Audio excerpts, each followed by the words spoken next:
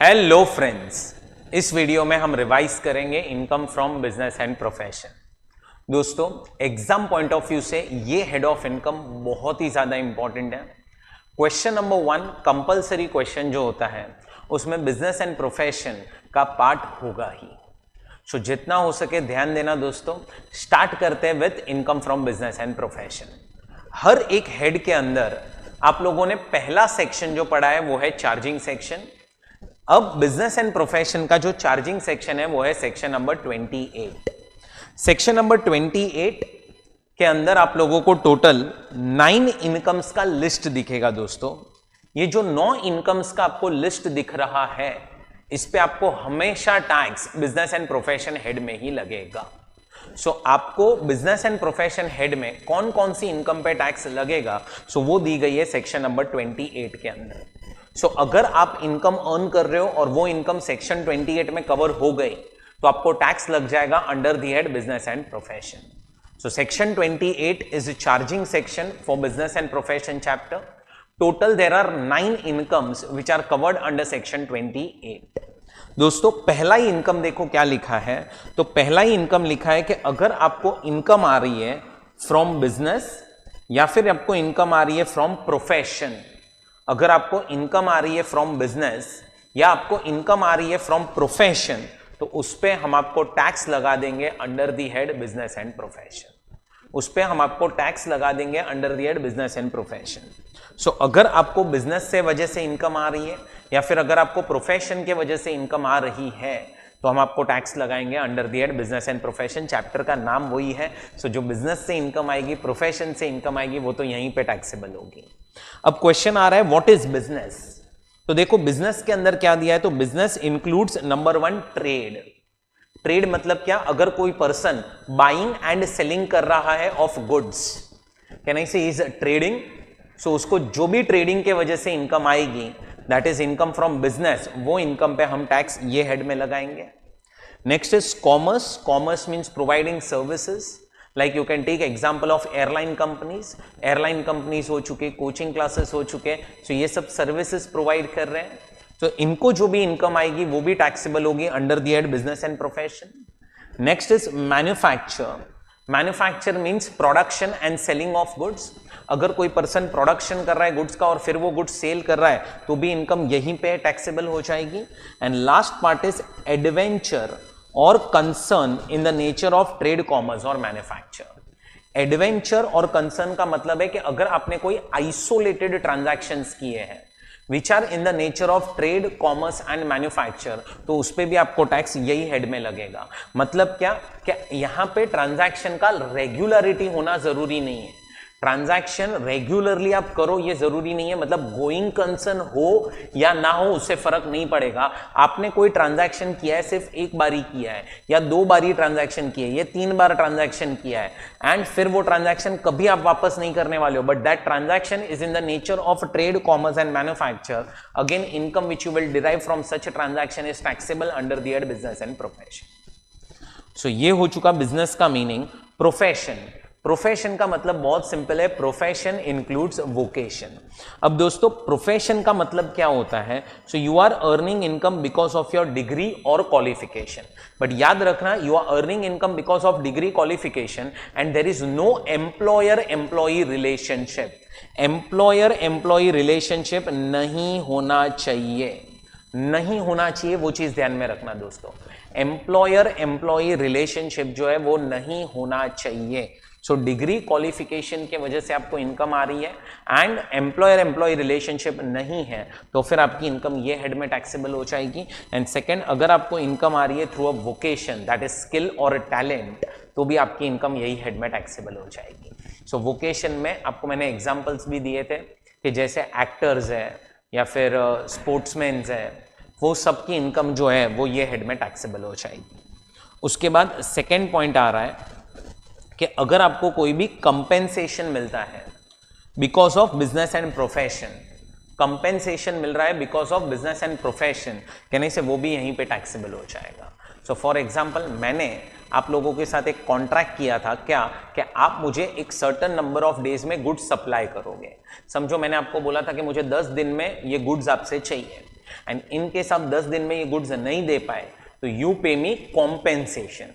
तो समझो अगर आपने 10 दिन में वो गुड्स नहीं दिए और मुझे आपने कंपेंसेशन पे किया because there is breach of contract, तो ये जो कंपेंसेशन आप मुझे पे कर रहे हो वो मुझे टैक्सेबल हो जाएगा under the head business and profession. फिर उसके बाद जो थर्ड पॉइंट है उसको हमने एक्सपोर्ट इंसेंटिव्स करके नाम दिया था। एक्सपोर्ट इंसेंटिव्स अगर आप लोगों को मिल रहे हैं तो उस पर भी आपको टैक्स लग जाएगा under the head business and profession. अब एक्सपोर्ट इंसेंटिव्स में पहले तो एक पॉइंट क्या आ रहा है, कस्टम ड्यूटी और एक्साइज ड्यूटी रीपेड और repayable as a drawback. So अगर आप लोगों को ड्यूटी ड्रॉबैक मिल रहा है, duty drawback, so duty drawback क्या है दोस्तों, तो duty drawback is in simple words refund of custom duty, refund of custom duty. So अगर आप कोई गुड्स इंपोर्ट करते हो तो वो टाइम पे आपको कस्टम ड्यूटी भरना पड़ता है।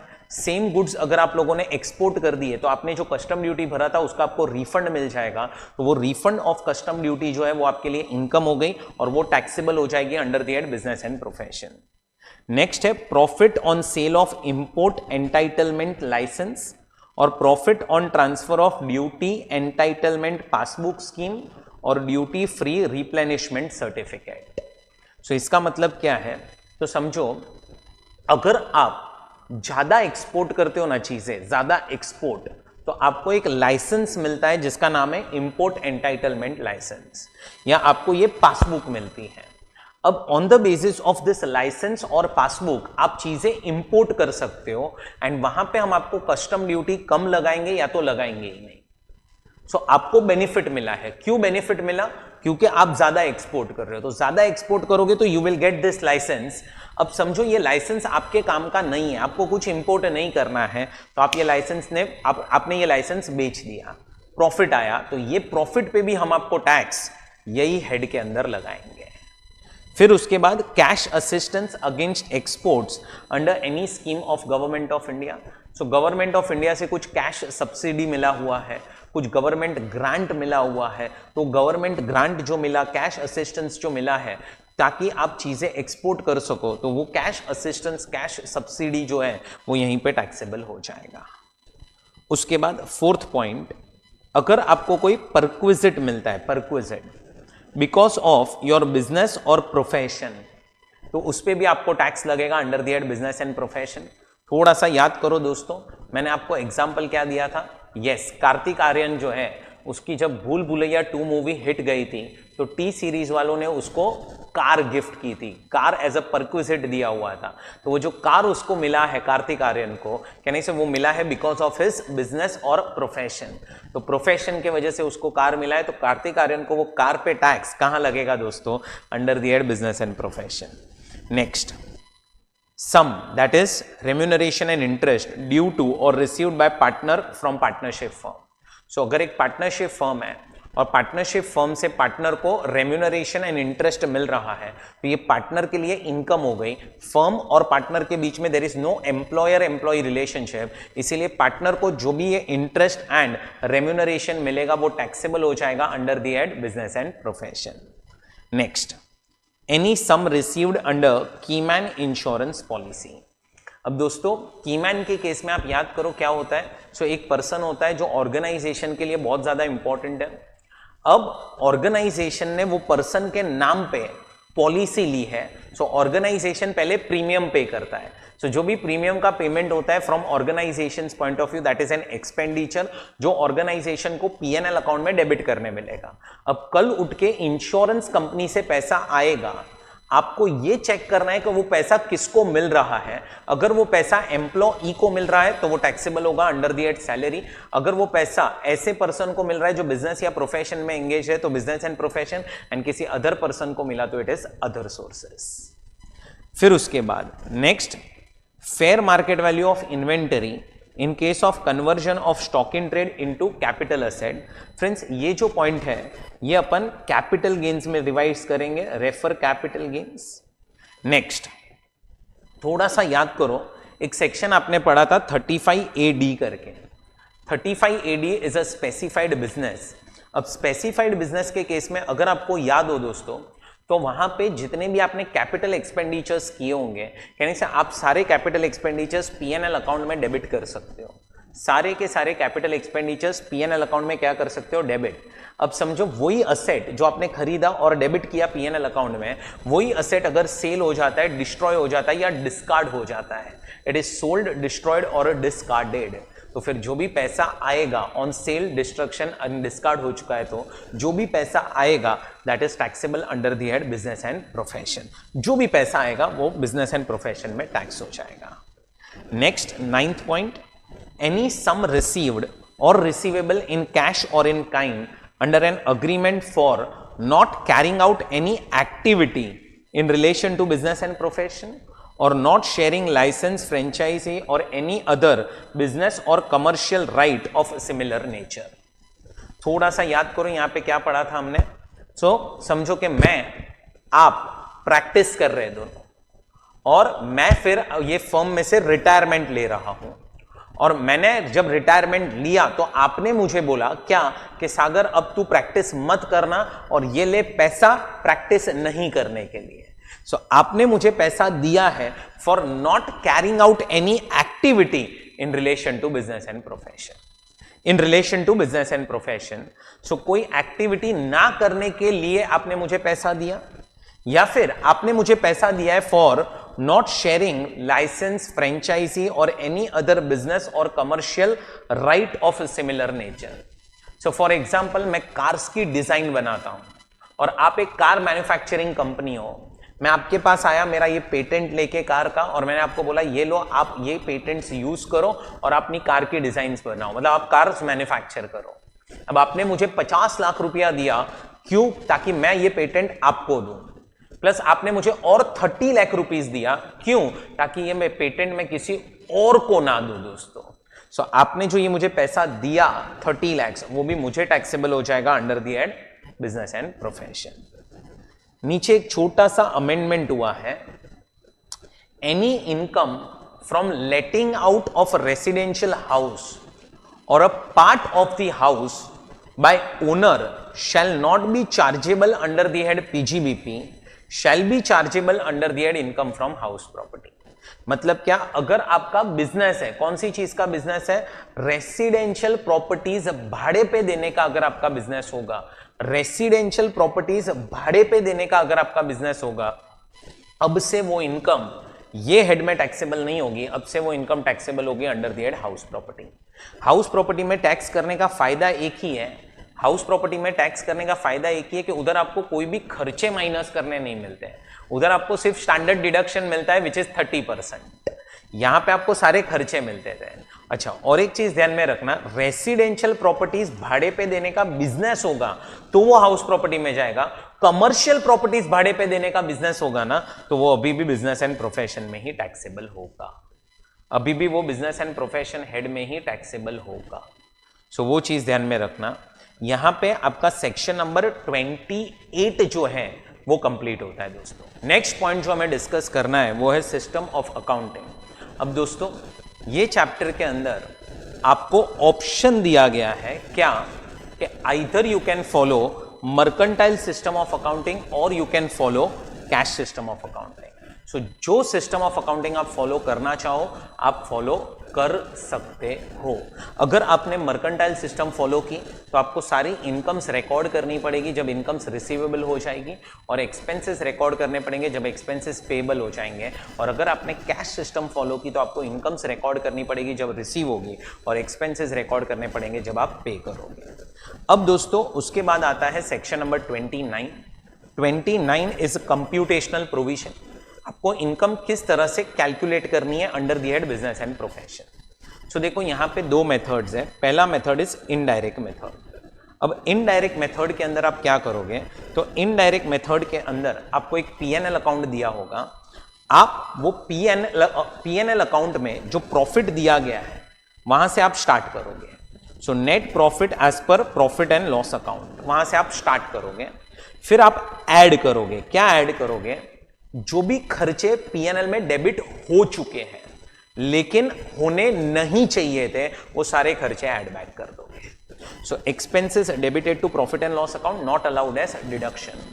और एक चीज क्या ऐड करोगे, जो भी इनकम्स आपने पीएनएल के क्रेडिट साइड पे लिखी नहीं है और लिखनी चाहिए थी, incomes not credited to profit and loss account but taxable under the head business and profession, taxable under the head business and profession. So ये दो चीजें आप क्या कर दोगे दोस्तों, ऐड करोगे।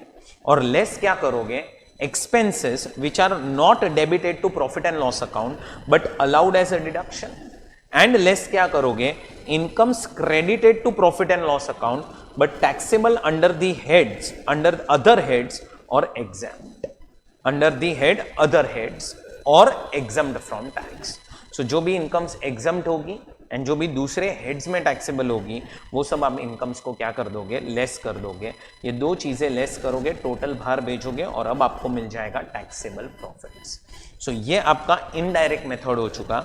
डायरेक्ट मेथड में आप क्या करोगे दोस्तों, तो डायरेक्ट मेथड में बहुत ही सिंपल, वही इनकम्स उठाओ जो बिजनेस एंड प्रोफेशन में टैक्सेबल है और उसमें से वही एक्सपेंसेस माइनस करो जो बिजनेस एंड प्रोफेशन के अंदर अलाउड है। सो एक्सपेंसेस वही माइनस होंगे और इनकम्स वही टैक्सेबल होगी जो बिजनेस एंड प्रोफेशन में आनी चाहिए।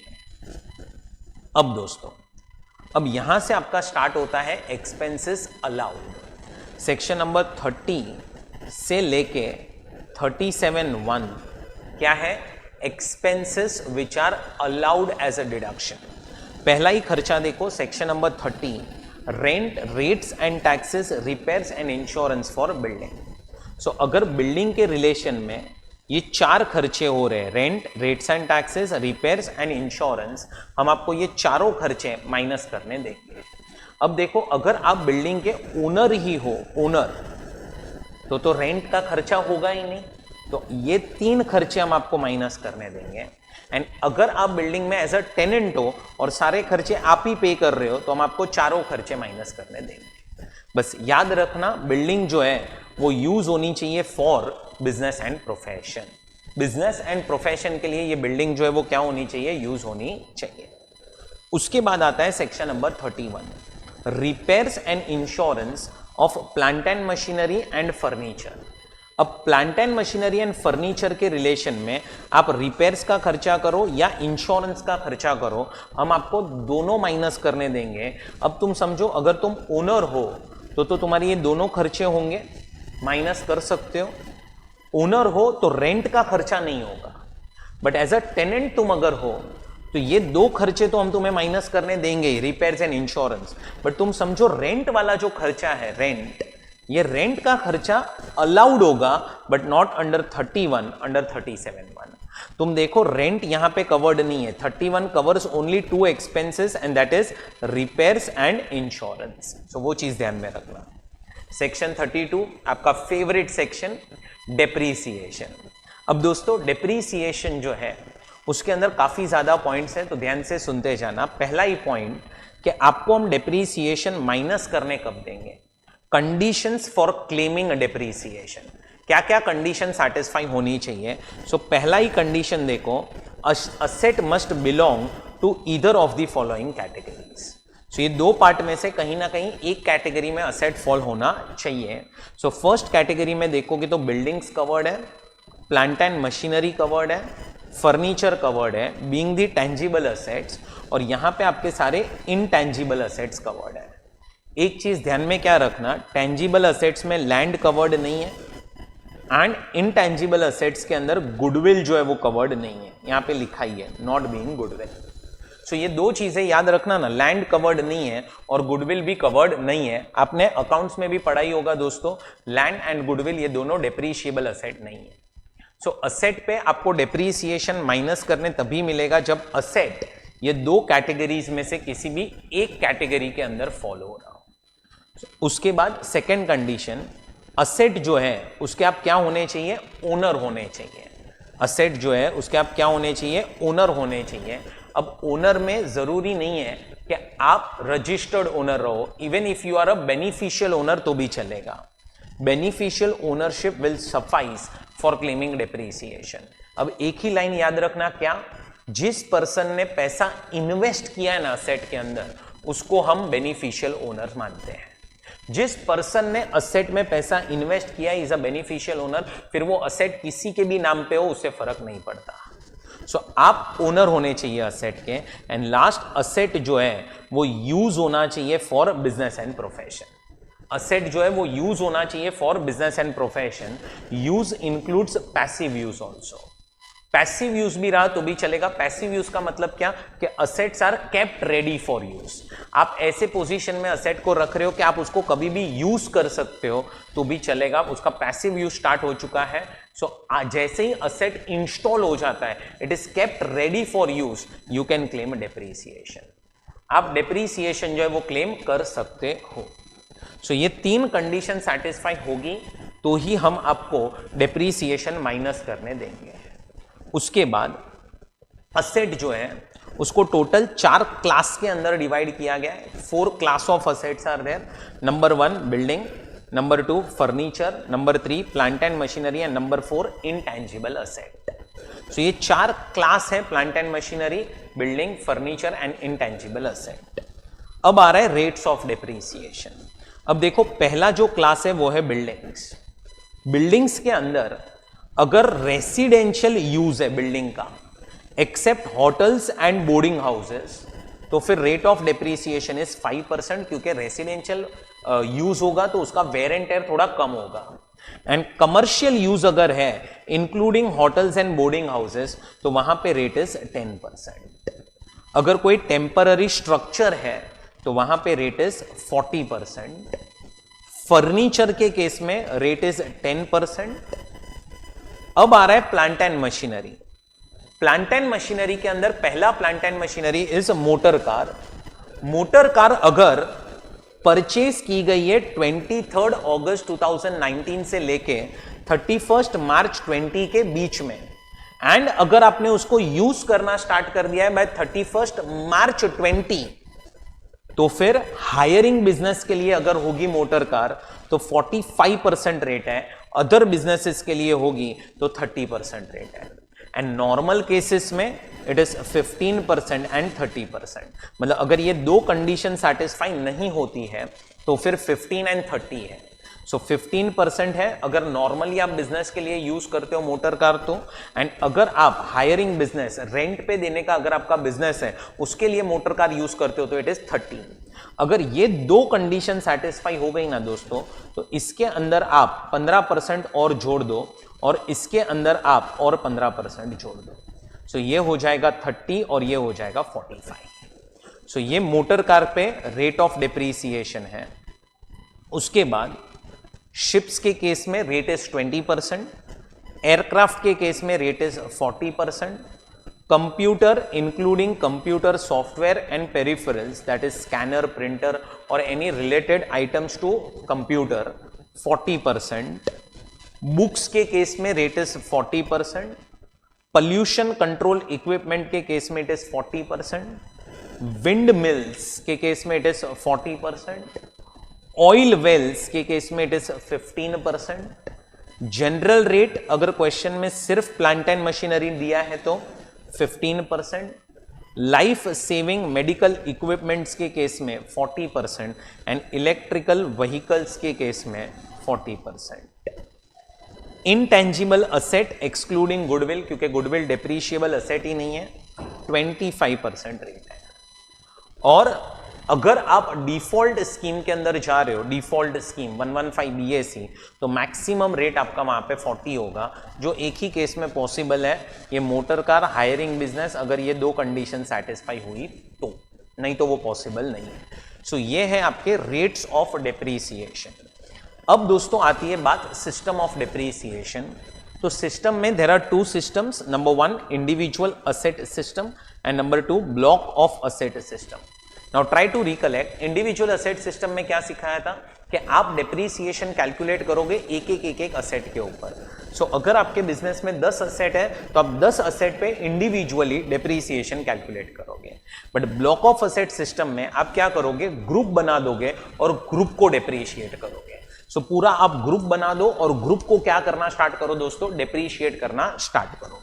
सो ब्लॉक ऑफ असेट सिस्टम। अब क्वेश्चन आता है सर हमें कौन सा सिस्टम फॉलो करना है, तो it is compulsory for all assessees to follow block of asset system, compulsory for all assessees to follow block of asset system. सिर्फ पावर जनरेटिंग यूनिट्स को ऑप्शन दिया गया है क्या कि वो लोग अगर फॉलो करना चाहे तो ब्लॉक या इंडिविजुअल दोनों में से कोई भी फॉलो कर सकते हैं। सो उनके पास ऑप्शन है, वो लोग चूज कर सकते हैं between block of asset system and individual asset system. अब क्वेश्चन आता है सर हम अगर ग्रुप बनाएंगे तो ग्रुप बनाएंगे कैसे? तो अगर आप ग्रुप बनाओगे ना तो कैसे ग्रुप बनेगा? Assets falling in same class and having same rate of depreciation is a block. So class same होना चाहिए, ये 4 क्लास है, देखो क्लास सेम होना चाहिए और रेट सेम होना चाहिए। So assets which are following in same class having same rate of depreciation is one block. So block of asset system and individual asset system. Block में आप group बना के depreciate करोगे, ग्रुप बनाओगे कैसे? Assets falling in same class having same rate of depre, and individual asset system में एक asset पे डेप्रीसिएशन कैलकुलेट करना है। क्वेश्चन ये आ रहा है कि हमें फॉलो क्या करना है? तो power generating that is electricity generating companies जो है उनके पास ऑप्शन है क्या either they can follow block of asset system or they can follow individual asset system, but other assessees के लिए इट इज कंपल्सरी क्या to follow block of asset system. उनके पास कंपल्सरी ब्लॉक ही फॉलो करना है उनको। अब क्वेश्चन आ रहा है मेथड ऑफ डेप्रीसिएशन क्या होगा? मेथड ऑफ डेप्रीसिएशन तो ध्यान से समझो, अगर आप block of asset system follow कर रहे हो, क्या फॉलो कर रहे हो? Block of asset system. अगर आप block of asset system follow कर रहे हो तो मेथड हो जाएगी WDV। अगर आप इंडिविजुअल असेट सिस्टम फॉलो कर रहे हो तो मेथड हो जाएगी SLM। सो SLM मेथड दोस्तों आएगा एक ही पर्सन के केस में, पावर जनरेटिंग यूनिट्स, और पावर जनरेटिंग यूनिट्स में भी कब? जब वो लोग इंडिविजुअल असेट सिस्टम फॉलो करेंगे तब। तो जब वो लोग इंडिविजुअल असेट सिस्टम फॉलो करेंगे तभी you can say SLM method is possible. अब आ रहा है कैलकुलेशन ऑफ डेप्रीसिएशन। थोड़ा सा याद करो दोस्तों, बिजनेस एंड प्रोफेशन के अंदर हम लोगों ने क्या पढ़ा था कि डेप्रीसिएशन या तो फुल रेट होगा, जो मैंने आपको सिखाया है वो ये सारे रेट्स, या फिर इसका हाफ होगा, फुल या तो हाफ। सो असेट अगर करंट ईयर में खरीदा है और अगर आपने उसको करंट ईयर में ही यूज किया है फॉर लेस देन 180 डेज तो फिर उस पर हाफ रेट आएगा, नहीं तो फुल रेट आएगा, नहीं तो उस पर हाफ रेट और फुल रेट। सो ये 2 रेट्स हैं, या तो रेट फुल होगा या तो उसका हाफ। अब नीचे आप लोगों को 4 एग्जांपल्स दिए हैं। आपका प्रीवियस ईयर जो है वो है 24-25। असेट अगर फर्स्ट डे पे हमने खरीदा ईयर के और फर्स्ट डे पे ही हमने यूज करना भी स्टार्ट कर दिया था तो कहने से इस पे आपका फुल रेट आएगा। फर्स्ट डे पे खरीदा, परचेस कर लिया, लेकिन पुट टू यूज देखो दिसंबर में। सो दिसंबर से लेके मार्च, 31 दिसंबर से लेके मार्च, यानी से आपने 180 डेज से कम यूज किया है, हाफ रेट आएगा। फर्स्ट को आपने खरीदा असेट, फर्स्ट को, एंड लास्ट डे पे इंस्टॉल हुआ है या लास्ट डे पे आपने पुट टू यूज किया है, एक ही दिन के लिए यूज हुआ है दोस्तों, तो भी आपका रेट हाफ हो जाएगा, लेस देन 180 डेज है। एंड ये लास्ट वाला केस देखो, आपने खरीदा कब है? 25 मार्च 24 को, मतलब आपने खरीदा है इन 23-24। आपने खरीदा है इन 23-24 में खरीदा है और करंट ईयर में आपने यूज किया है फॉर लेस देन 180 डेज। खरीदा आपने लास्ट ईयर में, अगर आप करंट ईयर में खरीदोगे और करंट ईयर में यूज करोगे फॉर लेस देन 180 डेज तो हाफ रेट आता है, यहां पे इसीलिए फुल रेट आएगा। यहां पे इसीलिए क्या आएगा? फुल रेट आएगा। अब आपको दिया गया फॉर्मेट टू कैलकुलेट डेप्रीसिएशन। अब ये जो फॉर्मेट है, ये फॉर्मेट याद करोगे दोस्तों तो इट इज पर ब्लॉक फॉर्मेट। आपके बिजनेस में जितने भी ब्लॉक होंगे उतनी बार ये फॉर्मेट बनाना है। ये फॉर्मेट आप बनाओगे on last day of previous year. Last day of previous year पे ये फॉर्मेट बनाओगे, लास्ट डे पे। सो लास्ट डे पे ये फॉर्मेट बनाओगे। अब फॉर्मेट में क्या है? तो देखो, ओपनिंग WDV ऑफ असेट्स लेना है, ओपनिंग WDV ऑफ असेट्स। तो उसमें आपको नंबर ऑफ असेट्स ले लेने हैं और वैल्यू ऑफ असेट्स ले लेना है। कितने नंबर है? Count number of assets and value, उसकी वैल्यू क्या है। फिर आपको ऐड करना है क्या? जो भी असेट्स आपने करंट ईयर में खरीदे और करंट ईयर में यूज किए for less than 180 days, less than 180 days, number यहां पे लिखो, वैल्यू यहां पे लिखो। एंड अदर असेट्स जो है उसमें भी नंबर यहां पे लिखो और वैल्यू यहां पे लिखो। अदर में क्या क्या आ जाएंगे?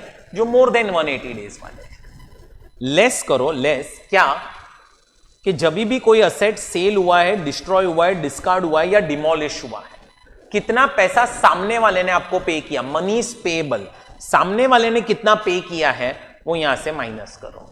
कितने असेट्स गए, डिस्ट्रॉय हुए, डिस्कार्ड हुए, सेल हुए, क्या पैसा आया वो लिखो। क्लोजिंग WDV मिलेगा बिफोर डेप्रीसिएशन। अब याद करोगे तो ये पॉजिटिव होना चाहिए और ये पॉजिटिव होना चाहिए। अगर ये दो चीजें पॉजिटिव है on last day of previous year, last day of previous year पे अगर ये दो चीजें पॉजिटिव है तो आप डेप्रीसिएशन कैलकुलेट करोगे और डेप्रीसिएशन माइनस करोगे ये वैल्यू में से एंड फिर आपको क्लोजिंग WDV मिल जाएगा आफ्टर डेप्रीसिएशन। मैंने आप लोगों को क्लास के अंदर इसी चीज के 8 एग्जांपल्स दिए थे हाउ टू कैलकुलेट डेप्रीसिएशन।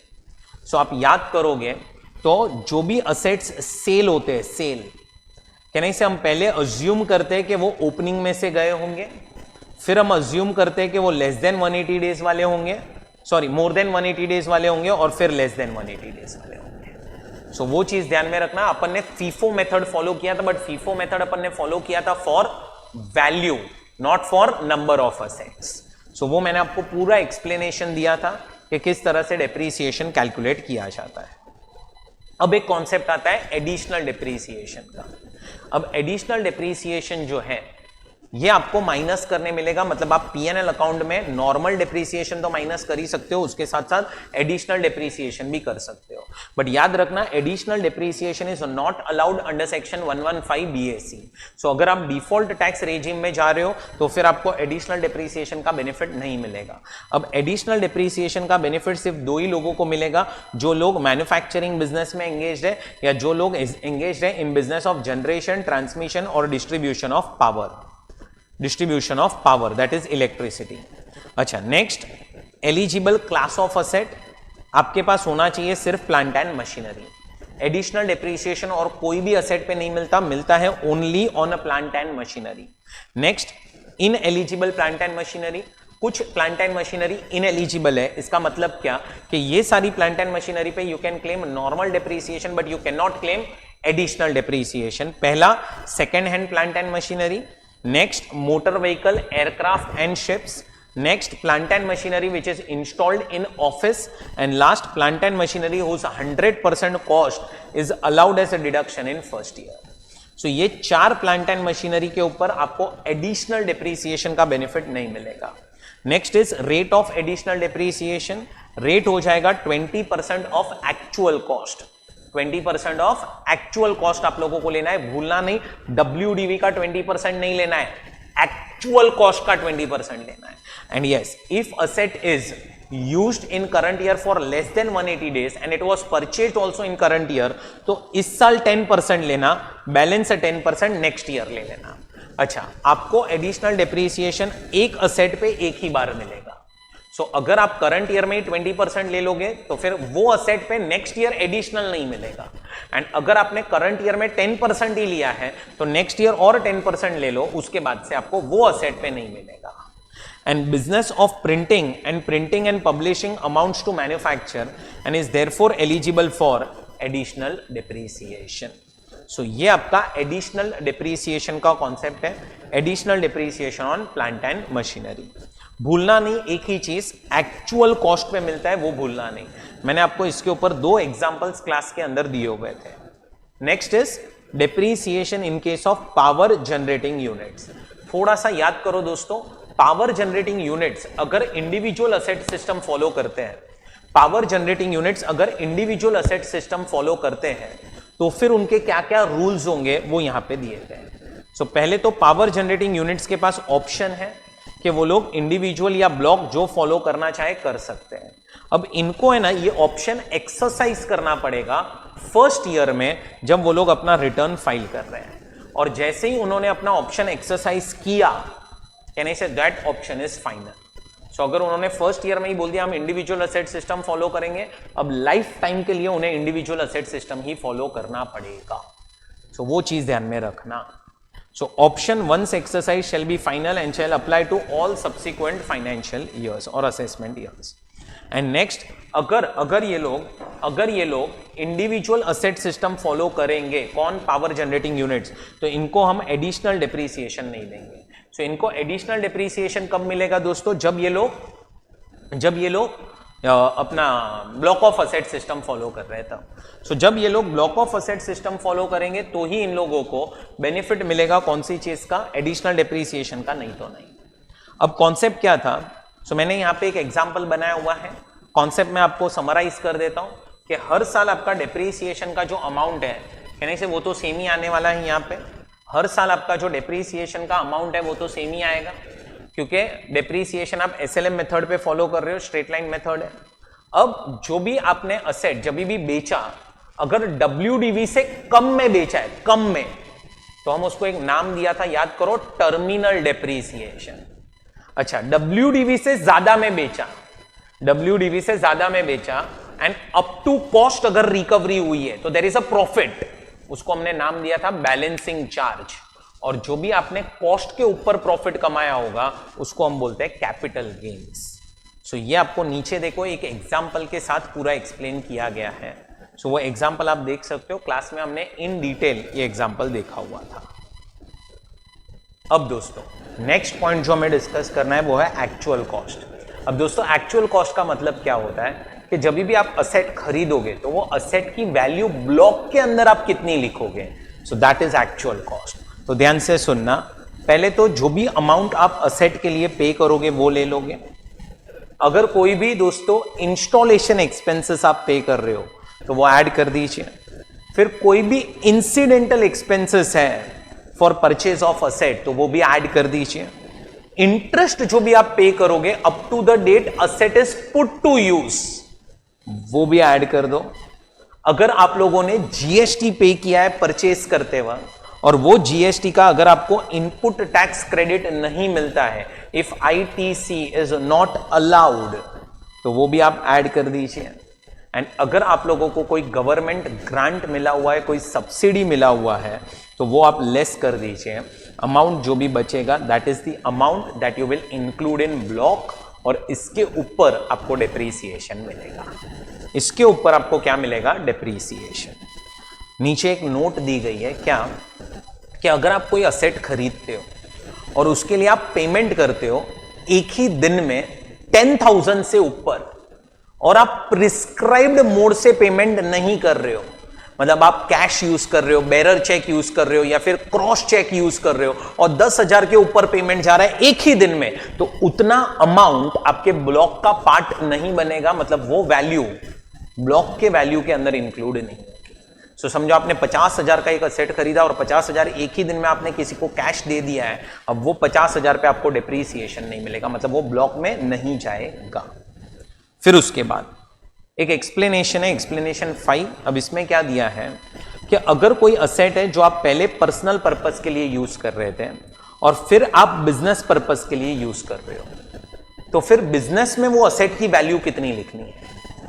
सो अब ध्यान से समझना, अगर असेट बिल्डिंग है, बिल्डिंग, सो अगर असेट क्या है, बिल्डिंग, पहले बिल्डिंग पर्सनल पर्पस के लिए यूज हुई थी, फिर बिजनेस पर्पस के लिए यूज हुई, तो समझो 2-3 साल आपने पर्सनल पर्पस के लिए यूज की और फिर बिजनेस में लेके आए, तो पहले तो आप बिल्डिंग की एक्चुअल कॉस्ट ले लो कितनी है। So you take actual cost of the building and actual cost में से लेस करो क्या, नोशनल डेप्रिसिएशन। मतलब क्या, ऐसे समझो कि अगर बिल्डिंग स्टार्टिंग से बिजनेस पर्पस के लिए यूज होती तो हम क्या, कितना डिप्रिसिएशन माइनस करते हैं, जो आंसर बचा that is value to be included in block. But yes, अगर आपने कोई अदर असेट परचेज किया है जो पहले आप यूज कर रहे थे फॉर पर्सनल पर्पस, फिर आपने यूज करना स्टार्ट किया है फॉर बिजनेस पर्पस, तो याद रखना अदर असेट के केस में जो असेट की आपकी एक्चुअल कॉस्ट थी वही आप लोगों को वैल्यू इंक्लूड कर देनी है ब्लॉक के अंदर।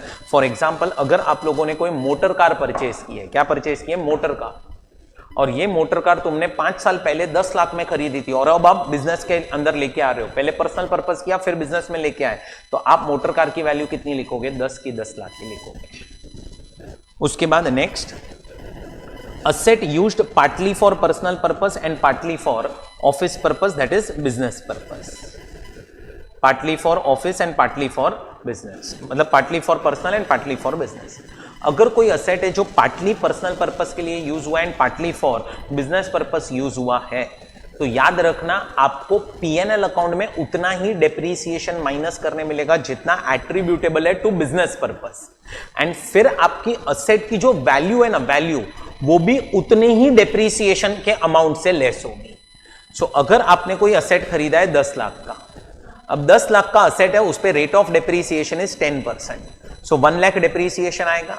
अब 20% of time this asset was used for personal purpose, तो आपको पीएनएल में कहने से सिर्फ 80,000 ही माइनस करने मिलेगा डेप्रीसिएशन। तो 80,000 आप पीएनएल में डेबिट करो, और जितना आप पीएनएल में डेबिट करोगे उतना ही डेप्रीसिएशन आप असेट की वैल्यू में से कम कर देना।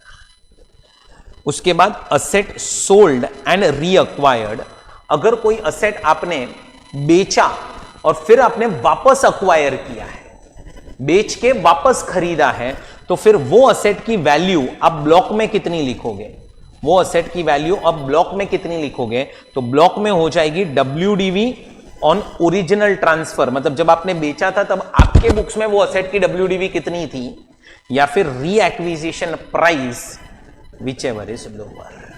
So actual cost will be WDV on original transfer और reacquisition cost whichever is lower. So ये आपका depreciation का concept complete हुआ।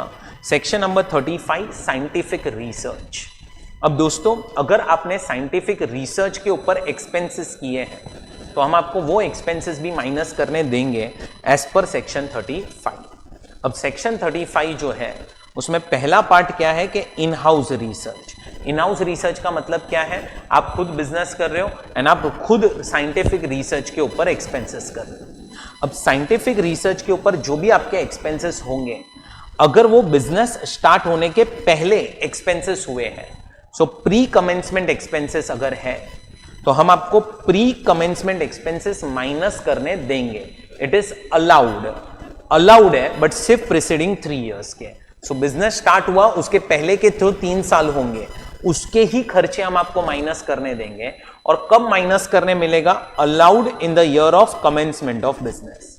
जिस ईयर में बिजनेस स्टार्ट हुआ ना, स्टार्ट उसी ईयर में हम आपको ये खर्चे माइनस करने देंगे। अच्छा, अब प्री कमेंसमेंट एक्सपेंसेस में भी जो आपके रेवेन्यू खर्चे होंगे उसमें भी सैलरी एक्सक्लूडिंग परक्विजिट एंड जो मटेरियल की कॉस्ट होगी वो अलाउड हो जाएगी। सैलरी एक्सक्लूडिंग परक्विजिट एंड जो मटेरियल की कॉस्ट होगी वो अलाउड होगी।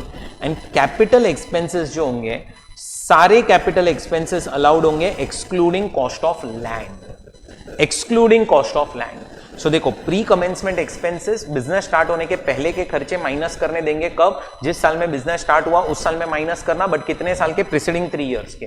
रेवेन्यू खर्चे में salary excluding perquisite and cost of material is allowed, and capital खर्चे में सारे खर्चे आप पीएनएल में डेबिट कर दो एक्सेप्ट कॉस्ट ऑफ लैंड।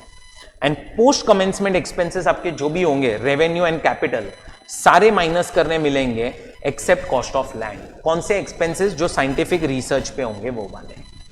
दूसरा पार्ट क्या है, कंट्रीब्यूशन। कंट्रीब्यूशन का मतलब क्या, रिसर्च कोई और कर रहा है, आप वहां पे पैसा डोनेट कर रहे हो। तो आप अगर डोनेट कर रहे हो पैसा, तो ये जो डोनेशन है उसको भी आप पीएनएल अकाउंट में क्या कर पाओगे, डेबिट कर पाओगे। बट यस, ये डोनेशन हम आपको माइनस करने नहीं देंगे अंडर सेक्शन 115 बीएसी। सो 115 बीएसी के अंदर आप ये डोनेशन जो है वो माइनस नहीं कर सकते हो। अब दोस्तों, ये कंट्रीब्यूशन 2 पार्ट में डिवाइड होता है। अगर आप डोनेशन दे रहे हो किसी को भी फॉर साइंटिफिक रिसर्च, आप डोनेशन किसको दे रहे हो, research association, college, Indian company, national laboratory, university, institution and IIT, आप इन सबको अगर डोनेशन दे रहे हो, सो आप कंट्रीब्यूशन कर रहे हो, आप डोनेशन दे रहे हो किस पर्पस के लिए, साइंटिफिक रिसर्च। और साइंटिफिक रिसर्च कौन कर रहा है, ये लोग कर रहे हैं। हम आपको 100% पैसा माइनस करने दे देंगे। 100% is allowed as deduction. And अगर कोई पर्सन सोशल साइंस या स्टैटिस्टिकल रिसर्च कर रहा है, और वो पर्सन कौन है जो ये रिसर्च कर रहा है, research association, university, college, institution, तो भी हम आपको 100% खर्चा माइनस करने देंगे। सो कंट्रीब्यूशन के अंदर पहले आप ये देखो किसको डोनेशन दे रहे हो और क्या पर्पस के लिए डोनेशन दे रहे हो। अगर पर्पस इज साइंटिफिक रिसर्च और ये 7 लोगों को दिया तो माइनस करने मिलेगा। अगर purpose is social science and statistical research और ये 4 लोगों को डोनेशन दिया तो माइनस करने मिलेगा।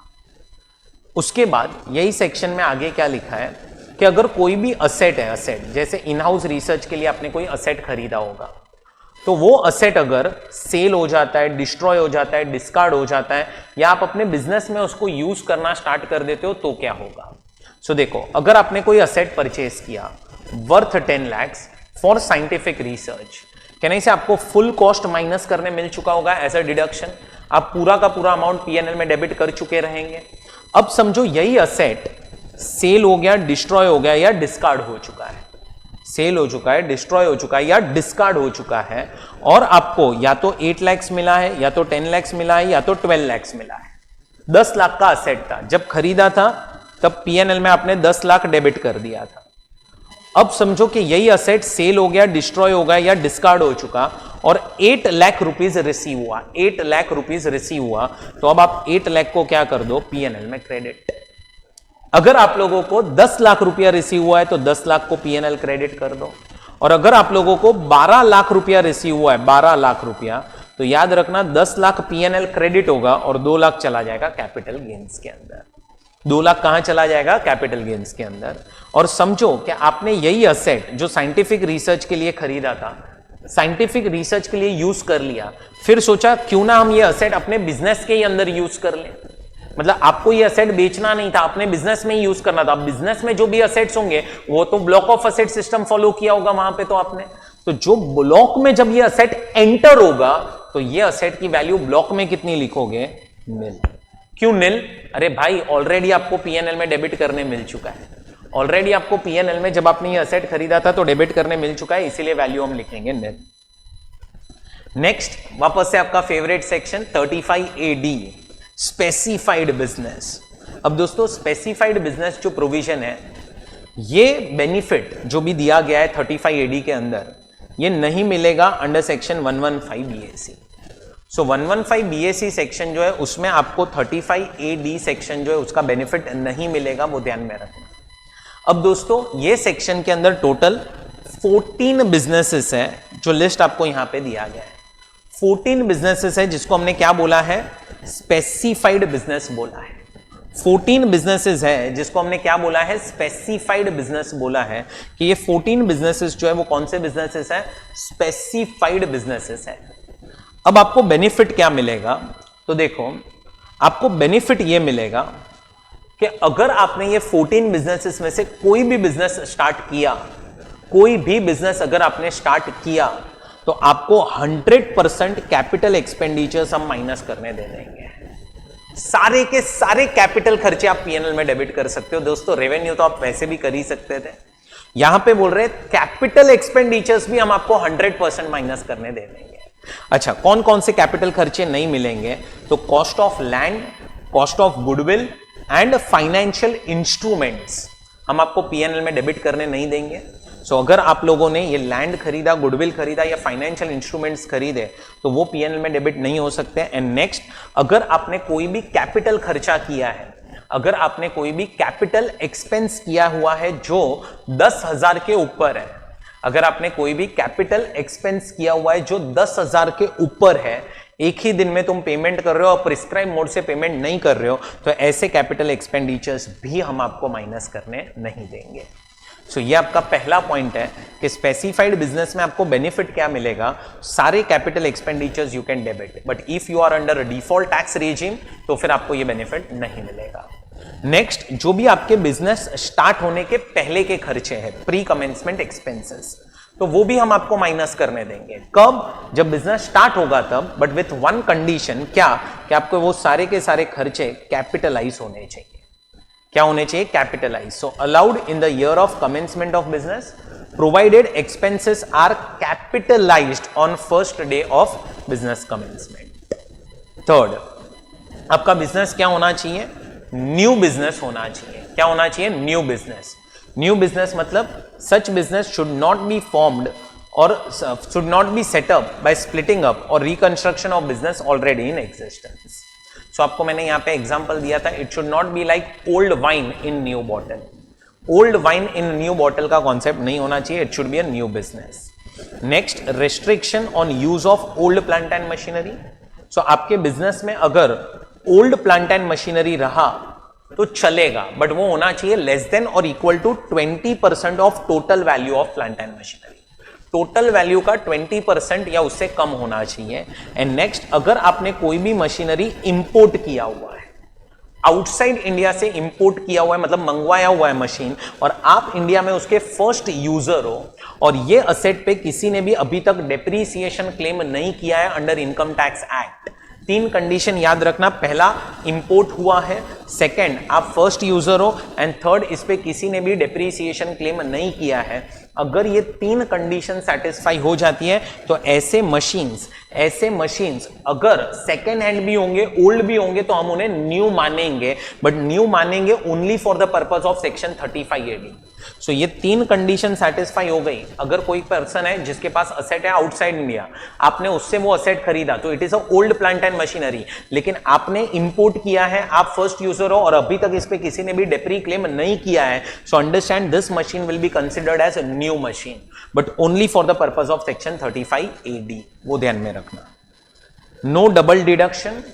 अब अगर आप 35AD सेक्शन में जाते हो तो जो आपने सेक्शन 10AA पढ़ा है, SEZ का जो बेनिफिट मिलता है वो, and chapter 6A heading C के जो डिडक्शंस हैं, जो आपके सिलेबस में 3 है, 80JJAA, 80QQB एंड 80RRB, तो ये सारे डिडक्शंस आपको नहीं मिलेंगे। 10AA का डिडक्शन नहीं मिलेगा, 80JJAA, QQB एंड RRB का भी डिडक्शन नहीं मिलेगा। Next, carry forward and set of of losses. Specified business में दोस्तों अगर आपको आ रहा है लॉस, स्पेसिफाइड बिजनेस में अगर आपको आ रहा है लॉस, तो आप वो सेट ऑफ कर सकते हो सिर्फ और सिर्फ स्पेसिफाइड बिजनेस के प्रॉफिट के हिसाब से।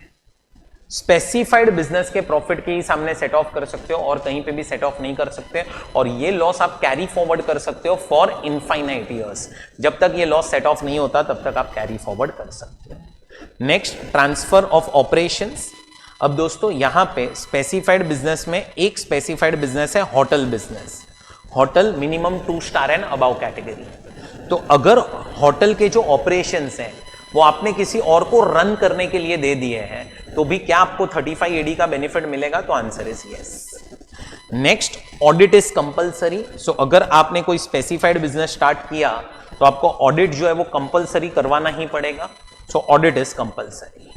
उसके बाद नेक्स्ट पॉइंट कि अगर आपने कोई भी असेट परचेज किया है जो 10 लाख का है स्पेसिफाइड बिजनेस के लिए, तो कहने से आपको पूरा का पूरा कॉस्ट माइनस करने मिल चुका रहेगा, पीएनएल अकाउंट में आपने पूरा का पूरा अमाउंट डेबिट कर दिया होगा। अब अगर यही असेट सेल होता है, डिस्ट्रॉय होता है या डिस्कार्ड होता है, सेल, डिस्ट्रॉयड और डिस्कार्डेड, आपको जो भी पैसा मिलेगा 8 लाख मिला, 10 लाख मिला, 12 लाख मिला, असेट की जो वैल्यू थी उससे कम मिला, जितनी असेट की वैल्यू थी उतना मिला या उससे ज्यादा मिला, it is always a PNL credit. There is no concept of capital gains. There is no concept of capital gains दोस्तों, वो चीज ध्यान में रखनी है आपको। उसके बाद if asset is not sold, destroyed और डिस्कार्डेड, अगर सेल, डिस्ट्रॉय, डिस्कार्ड नहीं हुआ है तो फिर आपको ये असेट यूज करना पड़ेगा for specified business for a period of 8 years. So then it should be used for specified business for a period of 8 years. अब है ना, लोग क्या करते थे, असेट जो है स्पेसिफाइड बिजनेस में खरीदते थे, फुल कॉस्ट माइनस कर देते थे असेट की, और फिर नॉन स्पेसिफाइड बिजनेस उनका जो होता था उसमें ट्रांसफर कर देते थे। सो गवर्नमेंट को वो चीज रोकनी थी। सो उन्होंने क्या बोला कि अगर असेट सेल नहीं हुआ है, डिस्ट्रॉय नहीं हुआ है, डिस्कार्ड नहीं हुआ है, तो आपको वो असेट यूज करना पड़ेगा for specified business for a period of 8 years. अच्छा, अब अगर स्पेसिफाइड बिजनेस में कोई असेट आपने खरीदा और वो ट्रांसफर किया नॉन स्पेसिफाइड बिजनेस में आफ्टर 8 years, 8 years के बाद, मतलब ये कंडीशन सेटिस्फाई हो गई, 8 years तक आपने यूज किया फॉर स्पेसिफाइड बिजनेस, तो जो नॉन स्पेसिफाइड बिजनेस में ब्लॉक के अंदर आप जो वैल्यू लिखोगे असेट की, वो हो जाएगा निल। ब्लॉक के अंदर जो असेट की वैल्यू लिखोगे वो कितनी हो जाएगी? निल। बट समझो कि कि आपने स्पेसिफाइड बिजनेस के लिए एक असेट खरीदा था 100 लाख का। फर्स्ट ईयर में आपने ये पूरा का पूरा 100 लाख P&L में डेबिट कर दिया। फर्स्ट ईयर स्पेसिफाइड बिजनेस के लिए यूज हुआ, सेकेंड ईयर में भी आपने स्पेसिफाइड बिजनेस के लिए यूज किया, थर्ड ईयर में ही आपने स्पेसिफाइड बिजनेस से नॉन स्पेसिफाइड बिजनेस में शिफ्ट कर दिया।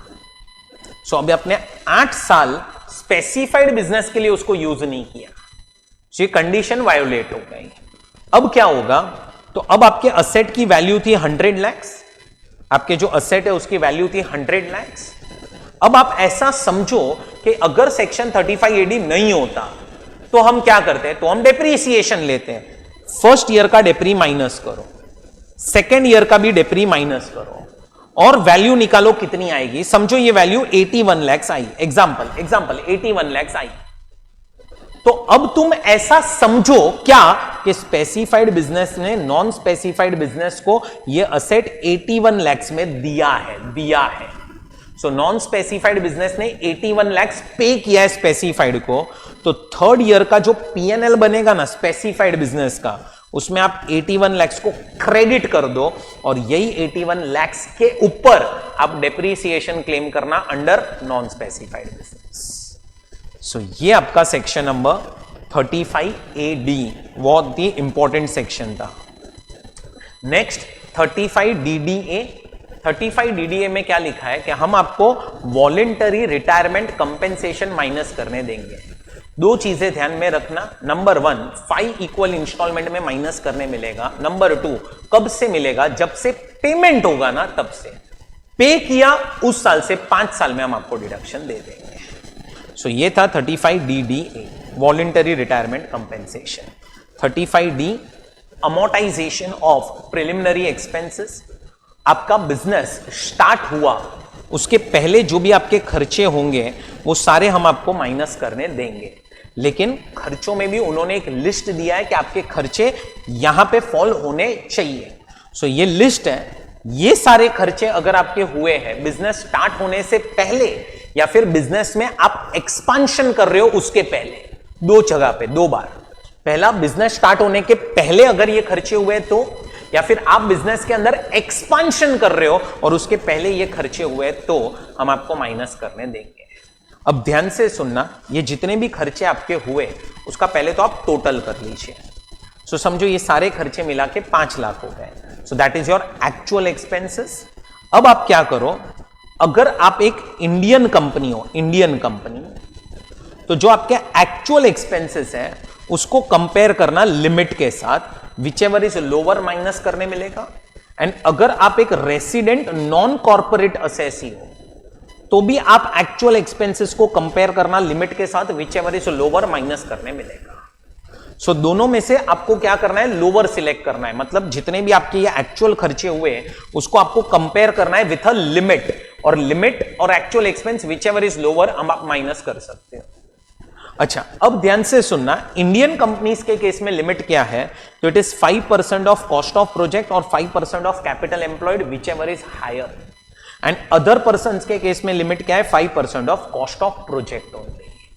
अच्छा, अब तुम्हारे खर्चे हुए समझो 5 लाख, तुमने लिमिट कैलकुलेट की और लिमिट आई 3 लाख, तो माइनस करने कितना मिलेगा, 3 लाख। और अगर समझो लिमिट आ गई 6 लाख तो माइनस करने कितना मिलेगा, 5 लाख। सो 3 लाख या 5 लाख माइनस कर सकते हो, which ever is lower. But yes, ये तुम माइनस करोगे ना माइनस, तो याद रखना एक झटके में माइनस करने नहीं मिलेगा, ये तुम्हें माइनस करने मिलेगा इन 5 इक्वल इंस्टॉलमेंट्स। कितने इंस्टॉलमेंट्स में मिलेगा, 5 equal instalments. So deduction is allowed in 5 equal instalments. अब देखो, इंडियन कंपनीज के केस में लिमिट जो है वो है 5% ऑफ कॉस्ट ऑफ प्रोजेक्ट और 5% ऑफ कैपिटल एम्प्लॉयड। तो कॉस्ट ऑफ प्रोजेक्ट का मतलब क्या है, amount invested in fixed assets of new project or extension or setup of new unit. And what is capital employed? Issued share capital, debentures and long term loans. So ये आपका capital employed है, ये cost of project है, और आपको Indian companies के case में दोनों चाहिए होगा, कैपिटल एम्प्लॉयड और कॉस्ट ऑफ प्रोजेक्ट, दोनों का 5% विच एवर इज हायर वो लिमिट बन जाएगी, और अदर्स के केस में आपको सिर्फ चाहिए कॉस्ट ऑफ प्रोजेक्ट। एक और चीज ध्यान में रखना, अगर एक फॉरेन कंपनी है एंड अगर एक नॉन रेसिडेंट पर्सन है, कहना से उनको ये सेक्शन एप्लीकेबल ही नहीं है, क्योंकि देखो नॉन कॉर्पोरेट हटा दिया है, सारे नॉन कॉर्पोरेट हट गए और इधर सिर्फ इंडियन कंपनी कवर हो रही है, तो फॉरेन कंपनी बाहर हो गई और यहां पे रेसिडेंट लिखा है, मतलब नॉन रेसिडेंट भी बाहर हो गए। चलो उसके बाद आता है सेक्शन नंबर 36। सेक्शन 36 के अंदर क्या दिया गया है, तो इसके अंदर काफी सारे सब क्लॉज है। स्टार्ट करते हैं section 36 sub section 1 clause number 1। अगर आप इंश्योरेंस प्रीमियम पे करते हो, किसका इंश्योरेंस ले रहे हो, स्टॉक इन ट्रेड का, तो वो हम आपको माइनस करने देंगे। 36 सबसेक्शन 1 क्लॉज 1B, इसमें क्या दिया है, तो अगर आप हेल्थ इंश्योरेंस प्रीमियम पे कर रहे हो एम्प्लॉई का, मतलब एम्प्लॉई का मेडिक्लेम पे कर रहे हो, तो एम्प्लॉई का मेडिक्लेम पे करोगे तो वो भी आप माइनस कर सकते हो, लेकिन यस मोड ऑफ पेमेंट होना चाहिए other than cash, other than cash, तो वो चीज ध्यान में रखना। 36 subsection 1 clause 2, bonus and commission जो भी एम्प्लॉय को दिया जाएगा वो भी माइनस हो सकता है, it is subject to section 43B। 43B क्या था कि अगर आप due date of filing return या उससे पहले ये खर्चा कर दोगे तो हम करंट ईयर में माइनस करने देंगे, और due date of filing return के बाद करोगे तो जिस ईयर में पेमेंट हुआ है उस ईयर में माइनस करने मिलेगा। सो 36(1)(2) बोनस एंड कमीशन जो भी आप एम्प्लॉय को पे करोगे वो माइनस कर सकते हो, but it is subject to 43B। 43B क्या बोलता है, due date of filing return या उससे पहले आप पेमेंट कर दो तो हम माइनस करने करंट ईयर में दे देंगे, उसके बाद पे करोगे तो माइनस करने देंगे कब, जिस साल में पे किया उस साल में। नेक्स्ट 36(1)(3) इंटरेस्ट ऑन लोन, अगर आप लोगों ने लोन लिए किस पर्पस के लिए, बिजनेस एंड प्रोफेशन के लिए, तो जो भी आप इंटरेस्ट पे करोगे हम माइनस करने देंगे। पहला ही पॉइंट लिखा है कि interest is allowed provided loan is taken for business and profession. अब ध्यान से सुनना, आप लोन किसी से भी लो आपको इंटरेस्ट माइनस करने मिलेगा। आप लोन बैंक से लो, फाइनेंशियल इंस्टीट्यूशन से लो, फ्रेंड से लो, रिलेटिव से लो, किसी से भी लो, हम आपको इंटरेस्ट माइनस करने देंगे। अब अगर आप लोगों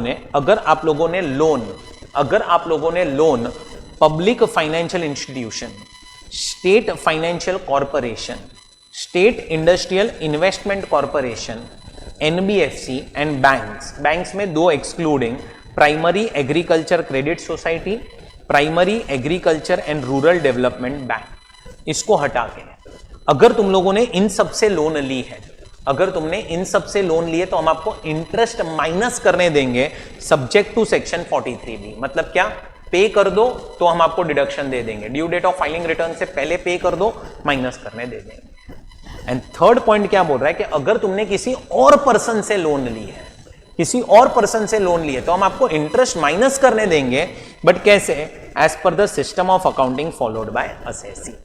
सो जो system of accounting assessee follow करेगा उस हिसाब से हम माइनस करने दे देंगे। नेक्स्ट 36(1)(3)(a) क्या है ये, जीरो कूपन बॉन्ड्स।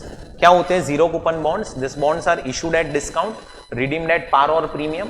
तो जो कंपनी है उसके लिए जो डिफरेंस है वो खर्चा हो जाता है, ये बॉन्ड्स पे इंटरेस्ट नहीं मिलता है। जब बॉन्ड्स इशू होते हैं तो कम प्राइस पे इशू होते हैं, जब रिडीम होते हैं तब पार पे रिडीम होते हैं या प्रीमियम पे। तो जो डिफरेंस है वो कंपनी को एक्स्ट्रा देना पड़ता है eight the time of maturity और रिडम्पशन। तो जो भी कंपनी ने पैसा एक्स्ट्रा दिया, समझो ये बॉन्ड 60 में इशू किए गए थे और रिडीम हुए एट 100, तो 40 रुपीज का जो डिस्काउंट था, 40 रुपीज का जो डिस्काउंट था दोस्तों, ये 40 रुपीज कंपनी ने जो एक्स्ट्रा पे किया, कंपनी को वही डिस्काउंट माइनस करने मिलेगा over life of the bond. तो जो बॉन्ड की लाइफ होगी उतने टाइम में माइनस करने मिलेगा। Next 36 subsection 1 clause number 4 red with 43B, क्या दिया है इसमें कि अगर एम्प्लॉयर कंट्रीब्यूट कर रहा है in RPF, this is employers contribution to RPF और सुपर एन्युएशन फंड, एम्प्लॉयर का जो कंट्रीब्यूशन है in recognised provident fund and employer का जो कंट्रीब्यूशन है in superannuation fund is allowed as a deduction subject to 43B। So जो भी employer contribute करेगा ये आरपीएफ और सुपर एन्युएशन फंड के अंदर हम माइनस करने देंगे, कब, अगर उसने due date of filing return या उससे पहले पे कर दिया है तो। फिर उसके बाद आ रहा है 36(1)(5), 43B एंड 40(a)(7). क्या लिखा है, provision for gratuity is not allowed as deduction. ध्यान से सुनो, कोई भी टाइप का प्रोविजन इनकम टैक्स एक्ट में अलाउड नहीं होता है। क्यों? क्योंकि प्रोविजन जो है वो आपका एस्टिमेटेड लॉस है, वो आपका एक्चुअल लॉस नहीं है। सो हम आपको कोई भी एस्टिमेटेड लॉसेस माइनस करने नहीं देंगे। So provision for gratuity is not allowed, provision for gratuity is not allowed. लेकिन अगर कोई एम्प्लॉई रिटायर हो चुका है in current year and gratuity is payable, तो हम आपको प्रोविजन बनाने देंगे। सो तुम समझो, ये जो प्रोविजन है वो एस्टिमेटेड लॉस का प्रोविजन है, ये जो प्रोविजन है वो एक्चुअल लॉस का प्रोविजन है। सो वो एस्टिमेटेड लॉस है, ये एक्चुअल लॉस है। सो एक्चुअल लॉस का जो भी प्रोविजन होगा वो हम माइनस करने देंगे, बट यस एस्टिमेटेड लॉस का माइनस करने नहीं देंगे। हाँ, लेकिन अगर आपको एस्टिमेटेड लॉस का भी प्रोविजन बनाना है तो एक काम करो, एक अलग से ग्रेचुइटी फंड अकाउंट ओपन करो और वो अकाउंट में एम्प्लॉयर आप पैसा डाल देना। जैसे ही आपने पैसा डाल दिया हम आपको वो भी माइनस करने देंगे, that is exception number 2। But yes, minus करने तभी देंगे जब पैसा वो फंड में डिपॉजिट हो चुका है। मतलब आपके जेब में पैसा नहीं रहना चाहिए एम्प्लॉयर, वो अकाउंट में पैसा जाना चाहिए और वो अकाउंट में पैसा डिपॉजिट हो जाना चाहिए ऑन और before due date of filing return. So on और before due date of filing return अगर आप पैसा डिपॉजिट कर देते हो वो अकाउंट के अंदर तो हम आपको माइनस करने देंगे, नहीं तो नहीं। सो पहले तो एक्चुअल लॉस अगर हुआ है, ग्रेचुइटी पेएबल हो चुका है और आपने प्रोविजन बनाया, सच loss is allowed.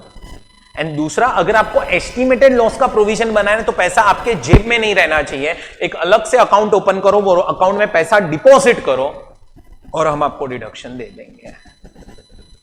36(1) 4A and 43B, इसमें क्या दिया है, employers contribution to pension scheme is allowed. So ऊपर था employers contribution to recognised provident fund and superannuation fund, यहां पे है पेंशन स्कीम। प्रोविजन बहुत सिंपल है, जो भी एम्प्लॉयर ने कंट्रीब्यूट किया in pension scheme that is allowed as deduction, वो आप माइनस कर सकते हो, बट उसको पहले आपको कंपेयर करना पड़ेगा एक लिमिट के साथ। Limit is 14% of basic salary plus dearness allowance in terms. So employers contribution को कंपेयर करो 14% के साथ, विचएवर इज लोअर उतना माइनस करने मिलेगा एंड जो भी अमाउंट आया वो माइनस करने मिलेगा subject to 43B, subject to 43B। So वो चीज ध्यान में रखना। Next, section 36 subsection 1 clause number 5A।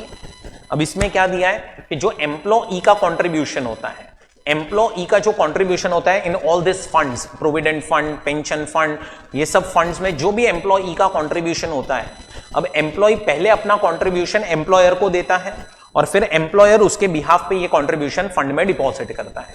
अब प्रोविजन क्या है कि एम्प्लॉयर को जब एम्प्लॉई का कंट्रीब्यूशन आया एम्प्लॉई ने कंट्रीब्यूशन दिया एम्प्लॉयर को, तो एम्प्लॉयर आप पहले उसको P&L अकाउंट के क्रेडिट साइड में लिख दो और फिर जब आप डिपॉजिट करोगे ना, डिपॉजिट, बट ध्यान से सुनना, डिपॉजिट जब आप करोगे तो आपको हम P&L में डेबिट करने देंगे, बट आपको डिपॉजिट करना पड़ेगा ऑन और before due date of fund की जो ड्यू डेट होगी, जैसे रिकॉग्नाइज्ड प्रोविडेंट फंड है, पेंशन फंड है या फिर सुपर एन्युएशन फंड है, उनकी जो ड्यू डेट होगी उसके पहले डिपॉजिट करोगे तो तुम्हें हम माइनस करने देंगे। वो फंड की ड्यू डेट अगर आप फॉलो नहीं करोगे ना तो आपको हम माइनस करने देंगे ही नहीं।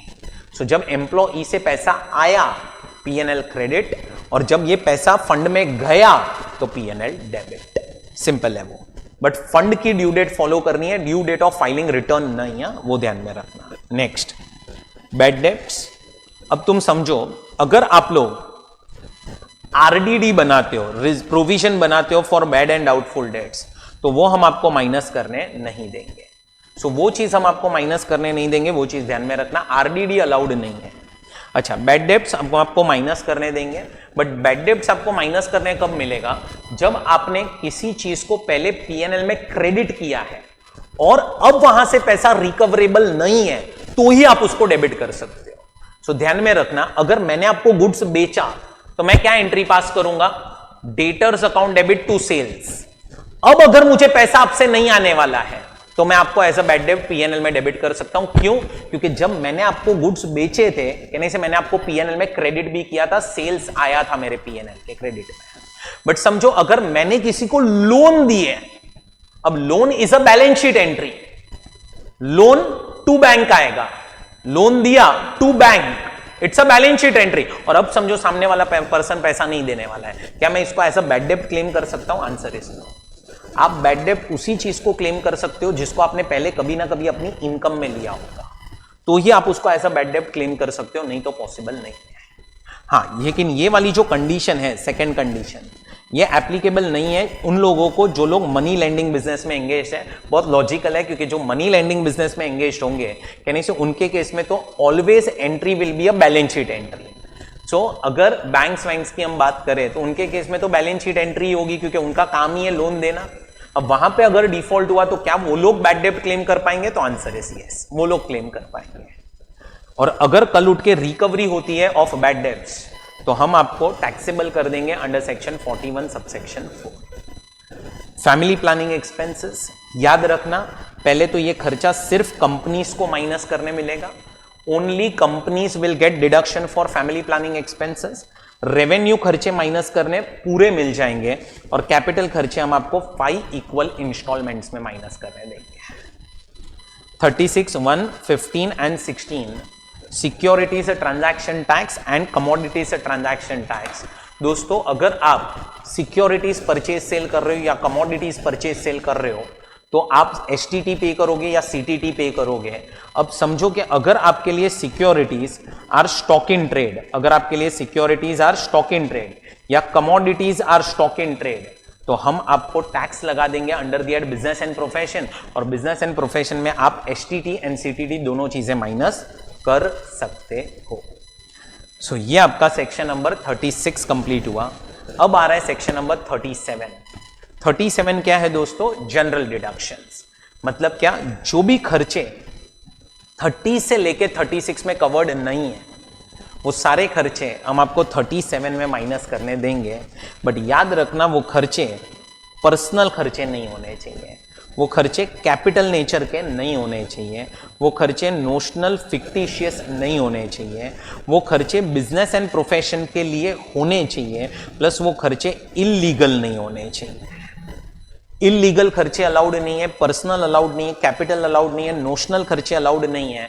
बिजनेस के लिए जो भी खर्चे होंगे वो सारे खर्चे हम आपको माइनस करने देंगे। अच्छा, अब यहां पे एक पॉइंट आ रहा है क्या कि आपको हम इलीगल खर्चे माइनस करने नहीं देंगे। इलीगल खर्चे अगर आप इनकर करोगे, ब्राइब का पेमेंट किया गया या डॉक्टर ने अगर रेफरल फी दिया हुआ है, रेफरल फीस जो पे किया है टू डॉक्टर्स बाय लैब, देखो डॉक्टर रेफर करते हैं टू लैब कि ये लैब में जाके आप अपना यू कैन से रिपोर्ट्स निकलवाओ। अब वो लैब जो है वो रेफरल फी पे करता है टू डॉक्टर, तो ये सब अलाउड नहीं है क्योंकि this is against medical profession. So ऐसे सब जो भी खर्चे होंगे जो इलीगल है वो हम आपको माइनस करने नहीं देंगे। एक छोटा सा अमेंडमेंट हुआ है क्या? Expenditure incurred to settle proceedings initiated in relation to a contravention under such law as may be notified by central government is also not allowed. ये खर्चा भी आपको माइनस करने नहीं मिलेगा।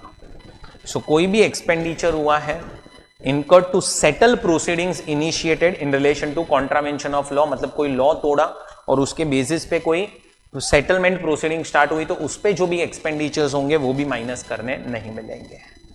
नीचे आप लोगों को पूरा एक लिस्ट दिया गया है कि कौन कौन से खर्चे माइनस करने मिलेंगे और कौन कौन से खर्चे माइनस करने नहीं मिलेंगे। मैं 2-3 खर्चों पे आप फोकस करना चाहूंगा। एक याद रखना, CSR के ऊपर आपने कोई भी खर्चा किया तो वो माइनस करने नहीं मिलेगा। दूसरा, अगर आप डोनेशन देते हो या एडवर्टीजमेंट एक्सपेंस करवाते हो इन अ ब्रोशर, पैम्पलेट और newspaper of a political party, तो ये भी खर्चा माइनस करने नहीं मिलेगा। इसके लिए आप 80 GGB और GGC देख सकते हो, डिडक्शन चैप्टर के अंदर मैंने आपको पढ़ाया था। So donation to political party या advertisement expense in a brochure, pamphlet, newspaper of a political party is also not allowed as a deduction. कोई भी आपने पेनल्टी पे की होगी for breach of law is disallowed. Breach of contract अगर हुआ है और अगर कोई भी पेनल्टी पे हुई है तो that is allowed.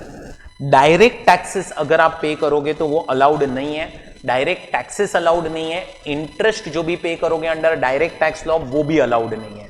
Indirect taxes allowed है। इनडायरेक्ट टैक्सेस के ऊपर जो भी इंटरेस्ट पे करोगे वो भी अलाउड है। हाँ, जो भी पेनल्टी पे करोगे अंडर डायरेक्ट टैक्स लॉ या indirect tax law, that is not allowed. So वो सब चीजें ध्यान में रखना। अब दोस्तों फ्रेंड्स, यहां से स्टार्ट होते हैं आपके एक्सपेंसेस डिसअलाउड। पहला ही सेक्शन जो है वो है 40A करके, failure to deduct TDS and deposit TDS. अब दोस्तों, आप जब भी कोई एक्सपेंडिचर करते हो तो वो एक्सपेंडिचर में से आपको टीडीएस काटना पड़ेगा एंड गवर्नमेंट को डिपॉजिट करना पड़ेगा। कितना टीडीएस काटना है, कब टीडीएस काटना है, कब टीडीएस डिपॉजिट करना है, इसके लिए आपने याद करो टीडीएस करके चैप्टर ही पढ़ा है।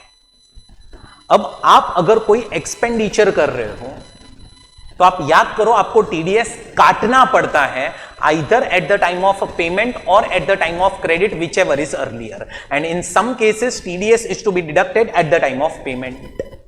एंड आपको टीडीएस डिपॉजिट कब करना है, तो अप्रैल मंथ से लेके फेब मंथ के बीच में अगर आपने टीडीएस काटा है तो 7th ऑफ नेक्स्ट मंथ को डिपॉजिट करना है, और मार्च मंथ में अगर आपने टीडीएस काटा है तो 30th अप्रैल को टीडीएस डिपॉजिट करना है। ये जो डिपॉजिट करना है उसकी ड्यू डेट्स कहां पे दी गई है, 201 करके सेक्शन था उसमें। अब दोस्तों, टीडीएस चैप्टर में आपने पढ़ा है कि कब टीडीएस काटना पड़ता है, कब टीडीएस डिपॉजिट करना पड़ता है, क्या रेट है। अब यहां पे एक सेक्शन क्या बनाया गया है कि आपने कोई एक्सपेंडिचर किया और उसमें से अगर आपने टीडीएस नहीं काटा या काट के गवर्नमेंट को डिपॉजिट नहीं किया तो आपने ये जो एक्सपेंडिचर किया है वो एक्सपेंडिचर हम क्या कर देंगे, डिसअलाउ कर देंगे। हम आपको माइनस करने नहीं देंगे वो एक्सपेंडिचर। अब उसके क्या क्या रूल्स है आइए पढ़ते हैं। अब देखो, पहले तो आपको चेक करना है कि आप पेमेंट आउटसाइड इंडिया कर रहे हो या पेमेंट इंडिया में कर रहे हो टू नॉन रेसिडेंट या फॉरेन कंपनी, या फिर पेमेंट कर रहे हो टू अ रेसिडेंट पर्सन। अब पहला सिचुएशन देखो, TDS is not deducted only, मतलब क्या, आपने टीडीएस काटा ही नहीं, डायरेक्टली पे कर दिया है। अब अगर आप यहां पे फॉलो हो गए ये 1 और 2 पॉइंट के अंदर, पेमेंट आउटसाइड इंडिया था या पेमेंट इंडिया में था टू एनआर और foreign company, 100% expense is disallowed, सारा खर्चा डिसअलाउ हो जाएगा।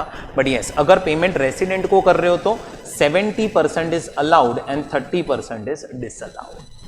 70% is allowed and 30% is disallowed. Next case क्या है, TDS is deducted in previous year. In previous year if TDS is deducted, TDS deduct कर लिया है इन previous year but not deposited, deposit नहीं हुआ है अभी तक, वापस से 100% एक्सपेंस इज डिसअलाउड एंड यहां पे 70 is allowed and 30 is disallowed. अच्छा, TDS is deducted in previous year and deposited on time. On time मतलब क्या, जो 201 की ड्यू डेट है तब तक डिपॉजिट हो चुका था। 100% expense is allowed and 100% expense is allowed. अब सारा ही माइनस करने मिलेगा यार, टाइम पे कर दिया है सब कुछ। अच्छा, TDS is deducted in previous year, डिडक्ट हो चुका है, and deposited after due date under section 201 but up to due date of filing return. मतलब ये जो ड्यू डेट थी 7 तारीख ऑफ नेक्स्ट मंथ और मार्च मंथ का 30th अप्रैल, उसके बाद लेकिन रिटर्न फाइलिंग की डेट से पहले, तो भी 100% expenses allowed and 100% expenses allowed. अच्छा, टीडीएस डिडक्ट हो चुका है इन प्रीवियस ईयर, ध्यान से सुनना दोस्तों, प्रीवियस ईयर में डिडक्ट हो चुका है एंड डिपॉजिट हुआ है after due date of filing return. After due date of filing return, due date of filing return के बाद आपको करंट ईयर में हम डिसअलाउ कर देंगे 100%, और जिस साल में डिपॉजिट हुआ ना वो साल में पूरा 100% अलाउ करेंगे। अब भी डिसअलाउ कर देंगे 100% और बाद में हम अलाउ करेंगे। और यहां पे क्या होगा, 70% अभी अलाउ हो जाएगा एंड 30% अभी डिसअलाउ हो जाएगा, और जो 30% डिसअलाउ हुआ वो अलाउ होगा जिस साल में आप डिपॉजिट करोगे। अब लास्ट वाला केस बराबर से समझना, TDS is deducted only in next year. Current year में काटा ही नहीं है टीडीएस, नेक्स्ट ईयर में ही टीडीएस काटा। मतलब समझो कि मैंने आपको पेमेंट किया, करंट ईयर में 1 लाख था, मैंने टीडीएस नहीं काटा, मैंने नेक्स्ट ईयर आपको वापस से 1 लाख का पेमेंट किया, और जब मैं सेकेंड ईयर में 1 लाख का पेमेंट कर रहा हूं तो जो फर्स्ट ईयर में 1 लाख पे टीडीएस नहीं काटा था वो भी काट लिया। टीडीएस ही नेक्स्ट ईयर में काटा है। आप देखो यहां पे सब जगह प्रीवियस ईयर में टीडीएस काट लिया था, यहां पे टीडीएस ही मैंने काटा है नेक्स्ट ईयर। अब अगर टीडीएस नेक्स्ट ईयर में ही कटा है ना, फिर आप ये मत देखो डिपॉजिट कब हुआ है, फिर आप ये मत देखो कि डिपॉजिट कब हुआ है, डायरेक्टली करंट ईयर में डिसअलाउ हो जाएगा 100% और नेक्स्ट ईयर में ही 100 अलाउ होगा, भले ही फिर रिटर्न फाइलिंग की ड्यू डेट के पहले क्यों ना डिपॉजिट हुआ हो। और इधर 70 एंड 30, 70% अलाउड, 30% डिसअलाउड, और जो 30% डिसअलाउड था वो नेक्स्ट ईयर में अलाउ हो जाएगा डायरेक्टली, फिर इधर रिटर्न फाइलिंग का कॉन्सेप्ट आएगा ही नहीं। सो वो चीज ध्यान में रखना, क्लास में मैंने इन डिटेल पूरा एग्जांपल्स बना के आपको समझाया था। नीचे एक नोट दिया है, समझो मैंने आपको पेमेंट किया और मैंने टीडीएस नहीं काटा, लेकिन जो अमाउंट मैंने आपको पे किया वो आपने अपनी इनकम में इंक्लूड कर दिया और आपने उस पर टैक्स भर दिया और आपने रिटर्न फाइल कर दिया। सुनो बराबर से, मैंने आपको पेमेंट किया, मैंने उस पर टीडीएस नहीं काटा, आपने अपनी इनकम में इंक्लूड किया, उस पर टैक्स भर दिया और आपने रिटर्न भी फाइल कर दिया। अब गवर्नमेंट को जो टैक्स है वो तो मिल चुका, तो गवर्नमेंट ने क्या प्रोविजन बना दिया पता है, कि जब मैं आपको पेमेंट कर रहा हूं और मैंने टीडीएस नहीं काटा, या तो वो खर्चा 100% मुझे डिसअलाउ हुआ रहेगा या फिर 30% डिसअलाउ हुआ रहेगा। बट अगर आपने वही अमाउंट जिस पे मैंने टीडीएस नहीं काटा वो आपकी अपनी इनकम में इंक्लूड कर दिया है, उस पे टैक्स भर दिया और रिटर्न फाइल कर दिया है, तो यही खर्चा अब मुझे अलाउ कर देंगे। कितना? 100% एंड 30%। कब? जिस दिन आपने रिटर्न फाइल किया ना, उस दिन ऐसा समझेंगे क्या कि मैंने टीडीएस काट के गवर्नमेंट को दे दिया, मैंने दिया नहीं है, ऐसा मानना है। सो ये आपकी नोट है यहां से लेके यहां तक। अच्छा, 40A3 करके एक सेक्शन है, ये क्या बोल रहा है कि अगर सैलरीज का पेमेंट हो रहा है, सैलरीज का कहां पे? आउटसाइड इंडिया या इंडिया में टू एनआर, फॉरेन कंपनी को भी सैलरी नहीं जा सकता दोस्तों।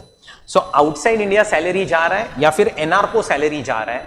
अब उसमें अगर डिले 1 दिन का भी हुआ ना, अगर डिले 1 दिन का भी हुआ इन डिडक्शन और इन डिपॉजिट, डायरेक्टली वो खर्चा डिसअलाउ हो जाएगा, डायरेक्टली वो खर्चा डिसअलाउ हो जाएगा। याद रखना ये वाला प्रोविजन अप्लाई होगा on all payments excluding salary, excluding salary, क्योंकि सैलरी में 1 भी दिन का डिले हुआ गया, खर्चा डिसअलाउड है। And next is 40A5, tax on non monetary perquisite. अब ये जो टैक्स है ऑन नॉन मॉनिटरी परक्विजिट, इसका पूरा कैलकुलेशन आपको टीडीएस में मैंने सिखाया था, वहां पे 192 सेक्शन के अंदर एक क्वेश्चन भी करवाया हुआ है। सो ये जो टैक्स है on non monetary perquisite, that is expenditure for employer, and ये एक्सपेंडिचर एम्प्लॉयर के लिए डिसअलाउ हो जाता है, ये लिखा है 40A5 के अंदर। अब दोस्तों 40B करके सेक्शन है, 40B जो सेक्शन है इसमें अमेंडमेंट हुआ है, और अमेंडमेंट के वजह से ये सेक्शन बहुत ही ज्यादा इंपॉर्टेंट है। क्या है ये सेक्शन में कि एक पार्टनरशिप फर्म अपने पार्टनर्स को जो इंटरेस्ट देती है, एक पार्टनरशिप फर्म अपने पार्टनर्स को जो रेम्यूनरेशन देती है, कि नहीं से ये इंटरेस्ट एंड रेम्यूनरेशन के ऊपर कुछ लिमिट्स रखी गई है कि फर्म को हम एक लिमिट तक वो सारे खर्चे माइनस करने देंगे, और कुछ कंडीशंस रखी गई है, वो कंडीशन सेटिस्फाई हुई तो ही हम इंटरेस्ट एंड रेम्यूनरेशन माइनस करने देंगे।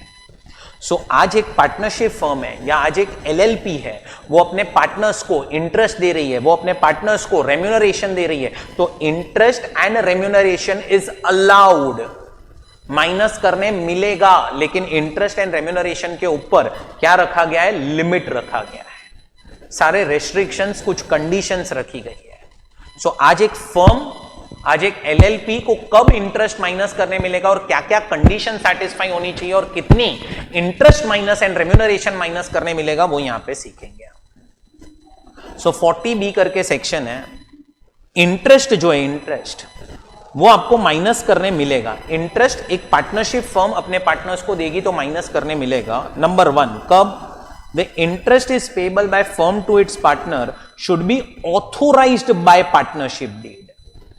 So पहले तो पार्टनरशिप डीड के अंदर लिखा हुआ होना चाहिए कि partners are entitled to interest, and second it should be in accordance with partnership deed, जैसा पार्टनरशिप डीड में लिखा है उस हिसाब से पेमेंट भी होना चाहिए।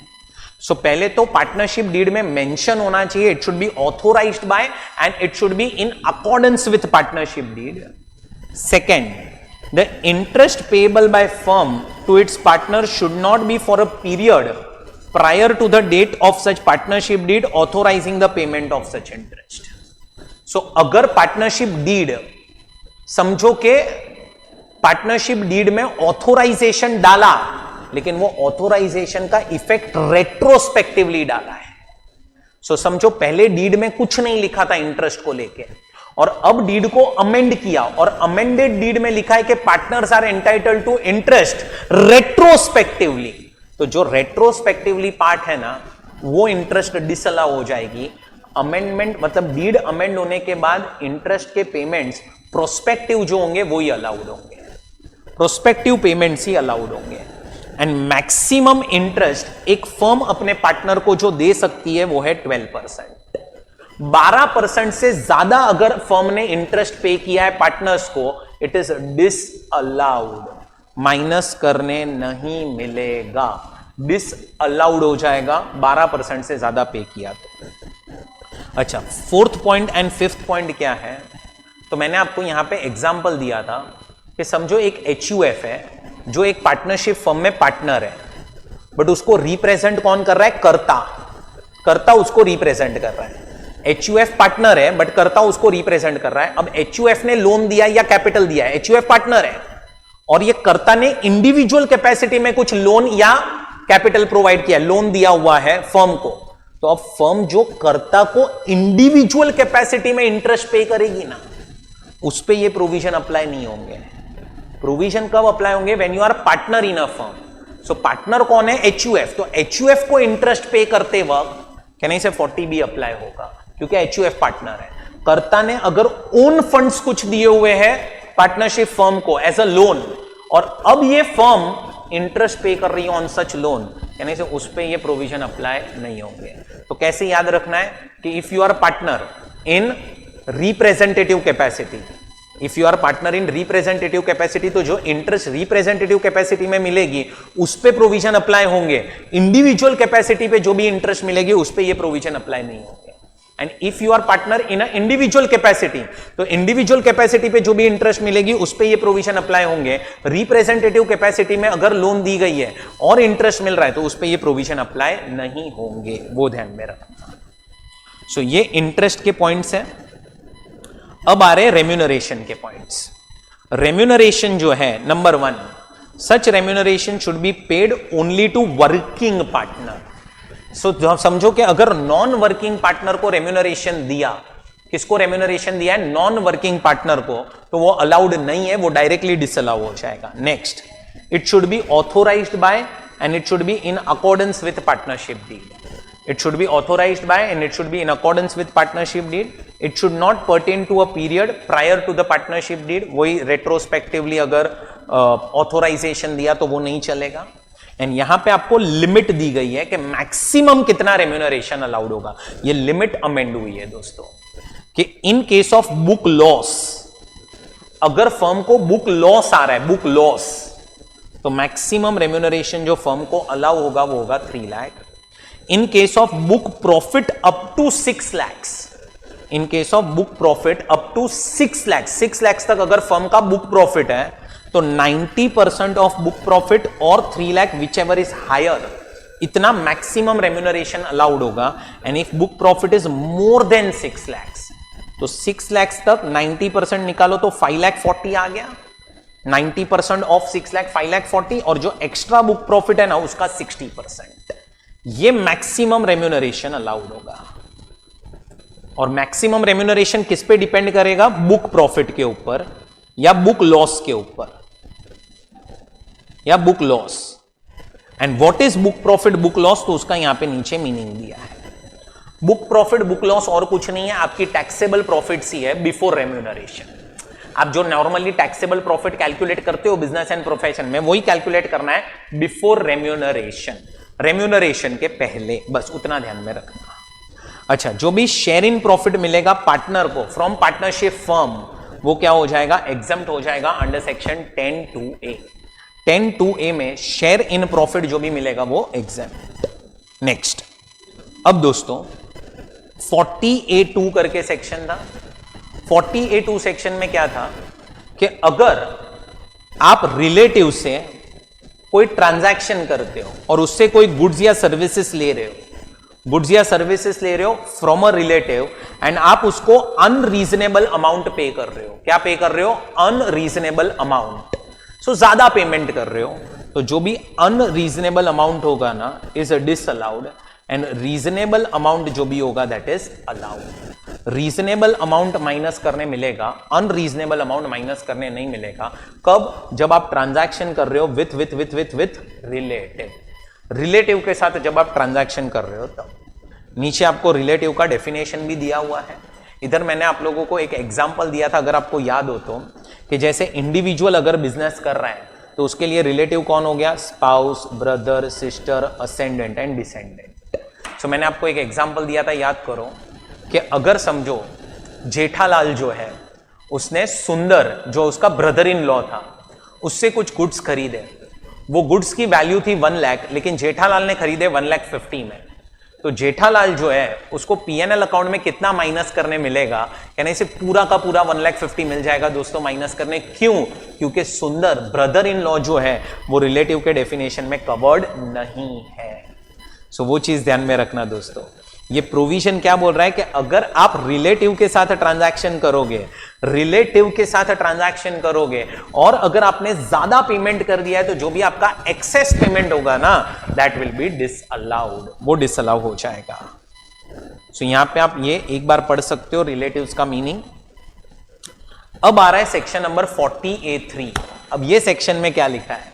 सो ये सेक्शन क्या बोल रहा है दोस्तों कि अगर आपने कोई भी एक्सपेंडिचर किया है और वो एक्सपेंडिचर के लिए अब आप पेमेंट कर रहे हो, और पेमेंट अगर एक ही दिन में 10,000 के ऊपर कर रहे हो और आप पेमेंट कर रहे हो by cash, bearer cheque, cross cheque, expenses disallowed.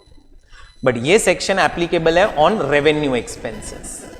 जो भी आपके रेवेन्यू एक्सपेंसेस होंगे ना उसके लिए ये सेक्शन क्या हो जाता है? एप्लीकेबल हो जाता है।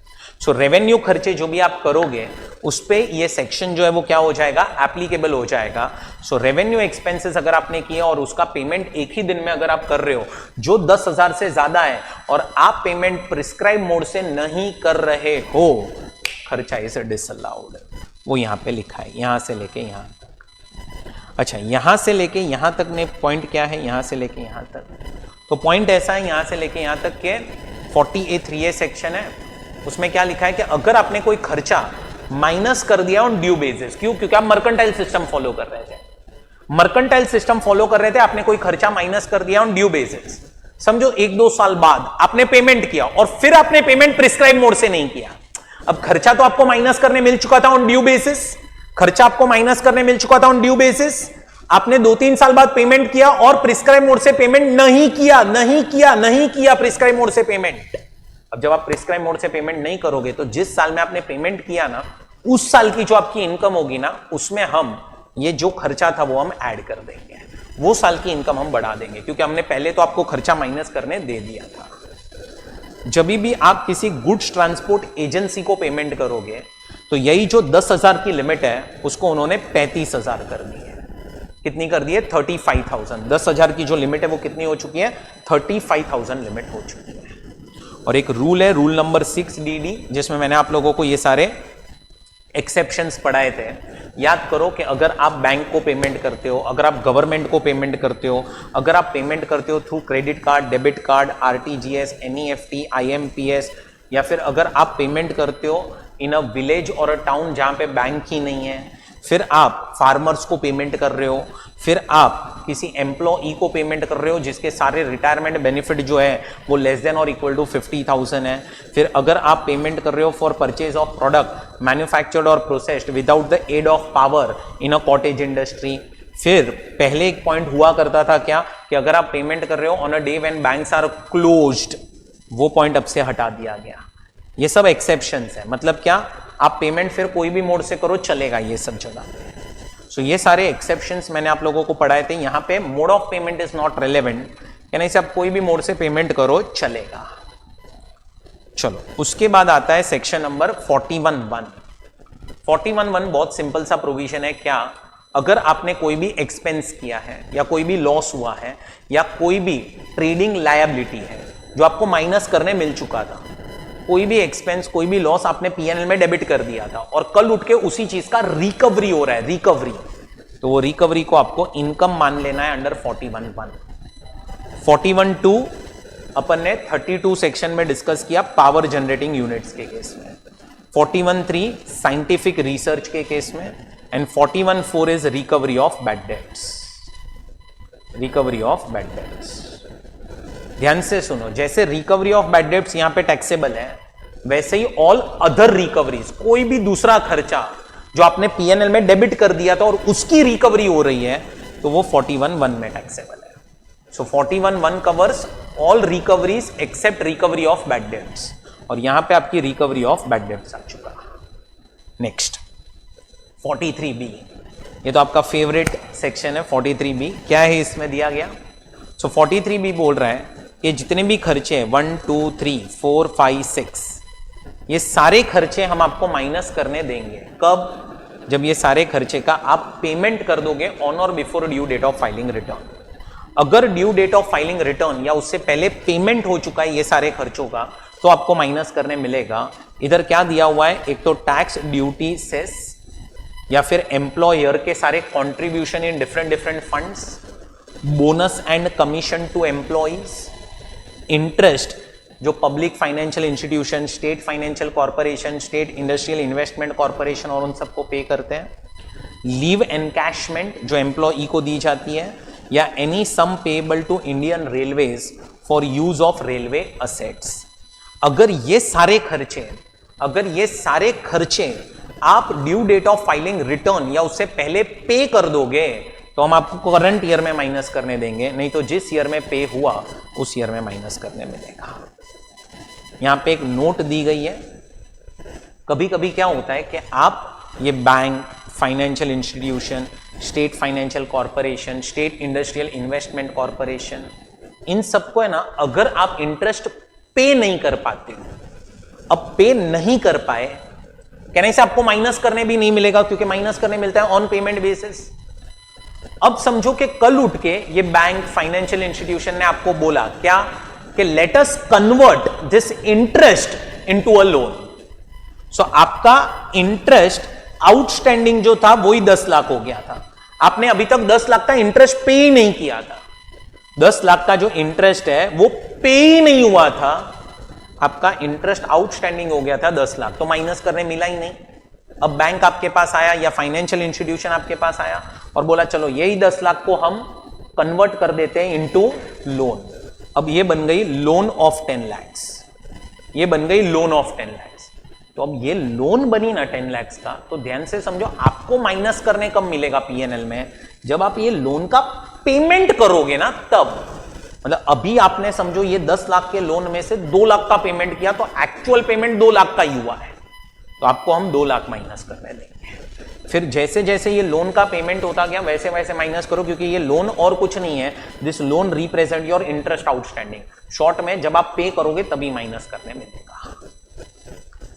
फिर उसके बाद section 43B clause number H। अब ये पॉइंट क्या है? Any sum payable by an assessee to a micro और a small enterprise beyond the time limit specified in section 15।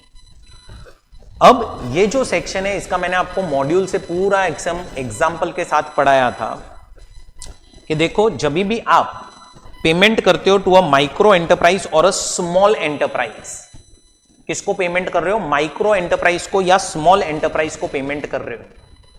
अगर आपका रिटर्न अग्रीमेंट है माइक्रो और स्मॉल एंटरप्राइज को पेमेंट, ठीक है, अगर आपका रिटर्न अग्रीमेंट है तो आपको मैक्सिमम 45 डेज मिलेंगे फॉर पेमेंट। अगर पेमेंट आपने कर दिया विद इन 45 डेज या जो भी टाइम लिमिट अग्रीमेंट में लिखा था उसके हिसाब से, तो हम आपको करंट ईयर में ही माइनस करने दे देंगे। और अगर आपने 45 डेज के बाद पेमेंट किया है तो जिस ईयर में पेमेंट हुआ उस ईयर में माइनस करने देंगे। एंड अगर अग्रीमेंट नहीं है तो आपको पेमेंट करना था, याद करो, विद इन 15 डेज। 15 डेज में अगर आपने पेमेंट कर दिया तो फिर हम आपको करंट ईयर में अक्रूवल बेसिस पे माइनस करने देंगे, 15 डेज के बाद पे या तो जिस ईयर में पे हुआ उस ईयर में माइनस करने देंगे। Now what is micro enterprise and small enterprise? तो उसका यहाँ पे मीनिंग दिया गया है कि micro enterprise means investment in plant and machinery और इक्विपमेंट लेस देन और equal to 1 crore and turnover less than और equal to 5 crore. And small enterprise का मतलब investment in plant and machinery और इक्विपमेंट लेस देन और equal to 10 crore and turnover is less than और equal to 50 crore. उसके बाद आ रहा है सेक्शन 43A।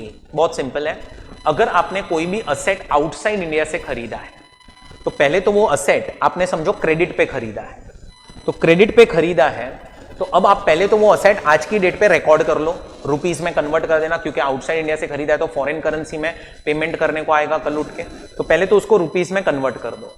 अब कल उठ के जब आप पेमेंट कर रहे हो तो क्या हो चुका, पेमेंट की डेट और खरीदने की डेट डिफरेंट है, तो there will be a foreign currency fluctuation, loss और गेन। तो सिंपल है, अगर लॉस या गेन आया तो जो भी असेट की वो टाइम पे WDV होगी ना, अगर गेन आया तो लेस कर देना, लॉस आया तो ऐड कर देना, अगर लॉस आया तो ऐड कर देना, गेन आया तो लेस कर देना।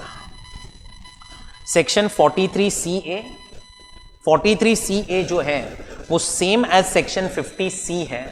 कैपिटल गेन्स में 50C सेक्शन आप देखना जो आप लोगों को करवाया था in relation to immovable property, so same as 50C है 43CA। अब आ रहा है सेक्शन नंबर 44AB। क्या है 44AB? Tax audit. अब दोस्तों अगर आप बिजनेस कर रहे हो और आपका turnover is more then 1 crore या फिर ये दो कंडीशन सेटिस्फाई हो गए एंड आपका turnover is more then 10 crore, so business कर रहे हो, आपका turnover is more then 1 crore and अगर ये दो कंडीशन सेटिस्फाई हो गई तो turnover is more then 10 crore.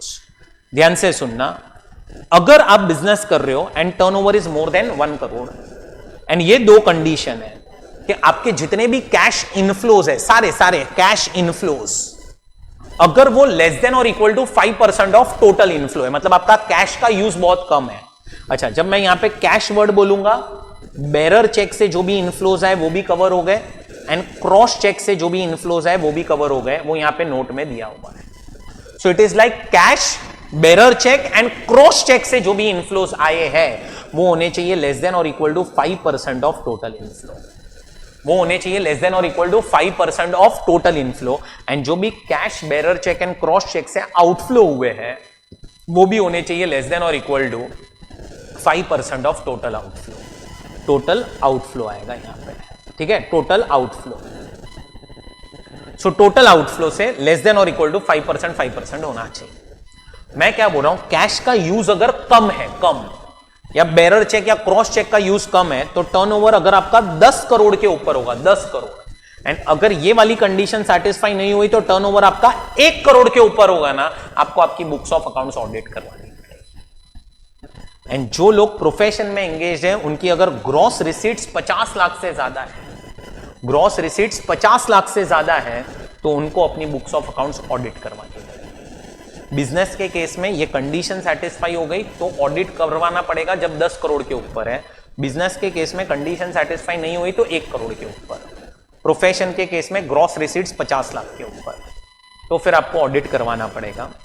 Due date of filing return क्या हो जाएगा आपका, तो वो हो जाएगा 31 October of assessment year, 31 October of assessment year and आपको रिपोर्ट जो है, रिपोर्ट वो फर्निश करनी पड़ेगी, audit report 1 month prior to the due date of furnishing return. Return filing की जो डेट है उसका 1 महीना पहले, मतलब 30 सितंबर। और अगर आपने ऑडिट नहीं करवाया तो आपको पेनल्टी लगेगा 0.5% ऑफ टर्नओवर और 1,50,000 विच एवर इज लोअर, इतना आपको क्या लग जाएगा, पेनल्टी। उसके बाद आ रहा है section number 44AA, maintenance of books of accounts. अब दोस्तों आपको बुक्स ऑफ अकाउंट्स कब मेंटेन करनी है और कौन सी मेंटेन करनी है वो यहां पे दिया गया है। तो उसके लिए पहले तो आप चेक करो कि क्या आप स्पेसिफाइड प्रोफेशन में एंगेज्ड हो कि फिर अदर प्रोफेशन या कोई भी बिजनेस कर रहे हो। सिर्फ बिजनेस कर रहे हो तो हमेशा सेकंड पार्ट में आओगे, प्रोफेशन में हो तो चेक करो स्पेसिफाइड प्रोफेशन में हो के अदर प्रोफेशन। स्पेसिफाइड प्रोफेशन में कौन कौन आता है तो उसका नीचे आप लोगों को यहाँ पे नोट दिया गया है कि who all are covered under specified profession. So specified profession का ये नोट है।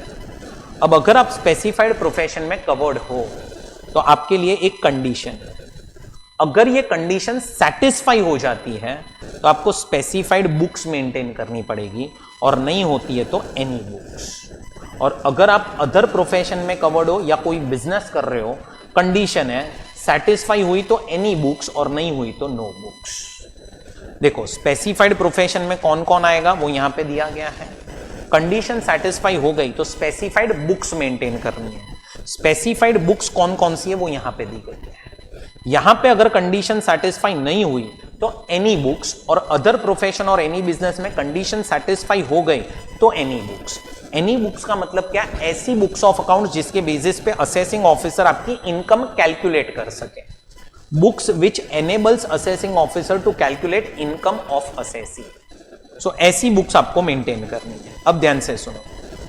अब दोस्तों कंडीशन क्या है? तो स्पेसिफाइड प्रोफेशन में कंडीशन है कि आपकी जो ग्रॉस रिसीट्स होनी चाहिए, ग्रॉस रिसीट्स मतलब पीएनएल अकाउंट में क्रेडिट साइड पे जो अमाउंट लिखेंगे वो, इन ऑल मतलब तीनों के तीनों साल में, in all the preceding 3 years it should exceed 1,50,000। तीनों के तीनों साल में इट शुड एक्सीड 1,50,000। तो आपकी ये कंडीशन सेटिस्फाई हो गई और आपको स्पेसिफाइड बुक्स मेंटेन करना पड़ेगा, नहीं तो एनी बुक्स। अगर अदर प्रोफेशन या एनी बिजनेस में आप कवर्ड हो तो वापस से कंडीशन है, कंडीशन 2 है, सेटिस्फाई कोई भी एक करनी है। क्या है?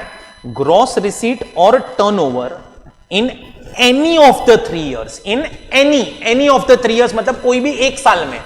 तो करंट ईयर को छोड़ के जो प्रीसीडिंग 3 years है उसमें एनी ऑफ द 3 years में, if it is more than 25 lakhs in case of individual and HUF, and in case of others it is more than 10 lakhs, and यहां पे income from business and profession again in any of the preceding 3 years is more than 2.5 lakhs and more than 1.2 lakhs। याद रखना it is any। अच्छा, अब इधर आपको दो condition है, एक ग्रॉस रिसीट टर्नओवर देखना है एंड एक नेट प्रॉफिट देखना है, that is income from business and profession. दोनों में से कोई भी है। इंडिविजुअल HUF के लिए लिमिट अलग है और अदर्स के लिए लिमिट अलग है। उसके बाद यही books of accounts and documents आपको मेंटेन करने पड़ेंगे for a period of 6 years from the end of relevant assessment year, and penalty आपको आएगा 271A के अंदर 25,000 का for failure to maintain books of accounts. अगर बुक्स ऑफ अकाउंट्स नहीं बनाया तो 25,000 का पेनल्टी। अब आपके बचे 3 सेक्शंस हैं, 44 AD, ADA एंड AE। ये क्या थे? Presumptive income. तीनों के तीनों सेक्शंस याद करो, प्रिजम्पटिव इनकम। अब देखो ये जो प्रोविजन है 44 AD किसको एप्लीकेबल था? Resident individual, HUF and partnership firm, does not include LLP। Plus इन लोगों ने 10AA का डिडक्शन क्लेम नहीं किया है, plus 80JJAA, 80QQB and 80RRB के डिडक्शन क्लेम नहीं किए हैं। वो सारे डिडक्शंस कहां पे फॉलो होते हैं? चैप्टर 6 से हेडिंग नंबर C के अंदर। सो अगर आप एलिजिबल असेसी हो, दूसरा आप एलिजिबल बिजनेस कर रहे हो। एलिजिबल बिजनेस का मतलब क्या? Any business excluding a person carrying on profession as referred to in 44AA। So अगर आपका प्रोफेशन है तो ये प्रोविजन एप्लीकेबल नहीं होगा। नेक्स्ट, अगर आपका गुड्स ट्रांसपोर्ट एजेंसी का बिजनेस है तो भी ये प्रोविजन अप्लाई नहीं होगा। प्रोफेशन वालों के लिए 44 ADA करके है, गुड्स ट्रांसपोर्ट एजेंसी के लिए 44 AE करके सेक्शन है। Person earning income by way of commission और brokerage, and last agency business. So अगर आपको कमीशन एंड ब्रोकरेज या एजेंसी बिजनेस से इनकम आ रही है तो भी ये प्रोविजन अप्लाई नहीं होगा। कौन सा? 44 AD। सो 44 AD प्रोविजन अप्लाई नहीं होगा ये 4 केसेस में। आपका जो बिजनेस है वो होना चाहिए स्मॉल बिजनेस। स्मॉल बिजनेस मतलब आपका टर्नओवर होना चाहिए लेस देन और equal to 2 crore. Less than और इक्वल टू कितना होना चाहिए? 2 करोड़ स्मॉल बिजनेस होना चाहिए। अच्छा, अब अगर आपकी जो रिसीट्स है, जो आपको पैसा मिला है through cash bearer cheque and cross cheque, is less than और equal to 5% of total gross receipts, तो फिर आपका टर्नओवर 3 करोड़ तक होगा तो भी चलेगा। सो नॉर्मली आप ये सेक्शन में 2 करोड़ से कम टर्नओवर है या 2 करोड़ तक है तो जा ही सकते हो। 3 करोड़ टर्नओवर है तो भी जा सकते हो, लेकिन फिर आपका जो टर्नओवर है ना, टर्नओवर वो देखो टोटल कितना है, और आपका जो ये पैसा आया है, आपको जो टर्नओवर में से पैसा मिला है वो cash bearer cheque and cross cheque से कितना मिला है, वो होना चाहिए लेस देन और इक्वल टू 5%। वो होना चाहिए लेस देन और इक्वल टू 5%। तो हम आपको ये सेक्शन में जाने देंगे। अब ये सेक्शन में बेनिफिट क्या था याद करो, तो प्रिजम्पटिव इनकम आपकी कितनी होगी, तो जो भी आपका टर्नओवर है उसको 2 पार्ट में डिवाइड करो, कितना पैसा आपको आ चुका है by prescribed modes up to the due date of filing return, account payee ही चेक, अकाउंट पे ही डिमांड ड्राफ्ट, आरटीजीएस, एनईएफटी से कितना पैसा आ चुका है, जितना पैसा आपको आ चुका है up to due date of filing return, उसका 6% हम ले लेंगे और बाकी सब काम 8% ले लेंगे। जो भी अमाउंट आया that is your total income. आपको कोई भी खर्चे माइनस करने नहीं मिलेंगे, कोई भी खर्चे आपको माइनस करने नहीं मिलेंगे, वो चीज ध्यान में रखना। एंड अगर आप ये सेक्शन में जाते हो, आपको बुक्स बनाने की जरूरत नहीं है, आपको ऑडिट करवाने की भी जरूरत नहीं है। क्या ये सेक्शन में हम ज्यादा इनकम दिखा सकते हैं 8 and 6% से? Answer is yes. क्या हम कम इनकम दिखा सकते हैं कभी भी? सो एक बार हम ये सेक्शन में गए, उसके बाद कभी भी नेक्स्ट ईयर में हमें लोअर इनकम दिखानी होगी तो क्या हम दिखा सकते हैं? तो ध्यान से सुनो, अगर आप अपनी business income less than presumptive income दिखाना चाहते हो, लेस देन प्रिजम्पटिव इनकम, लेकिन आपकी जो टोटल इनकम है वो बेसिक एग्जम्पशन लिमिट से ज्यादा है, बेसिक एग्जम्पशन लिमिट से ज्यादा है, तो आपको बुक्स भी बनानी पड़ेगी और ऑडिट भी करवाना पड़ेगा, और आपको हम फिर 5 साल के लिए ये सेक्शन के अंदर आने नहीं देंगे, फिर 5 साल के लिए ये सेक्शन अप्लाई नहीं होगा।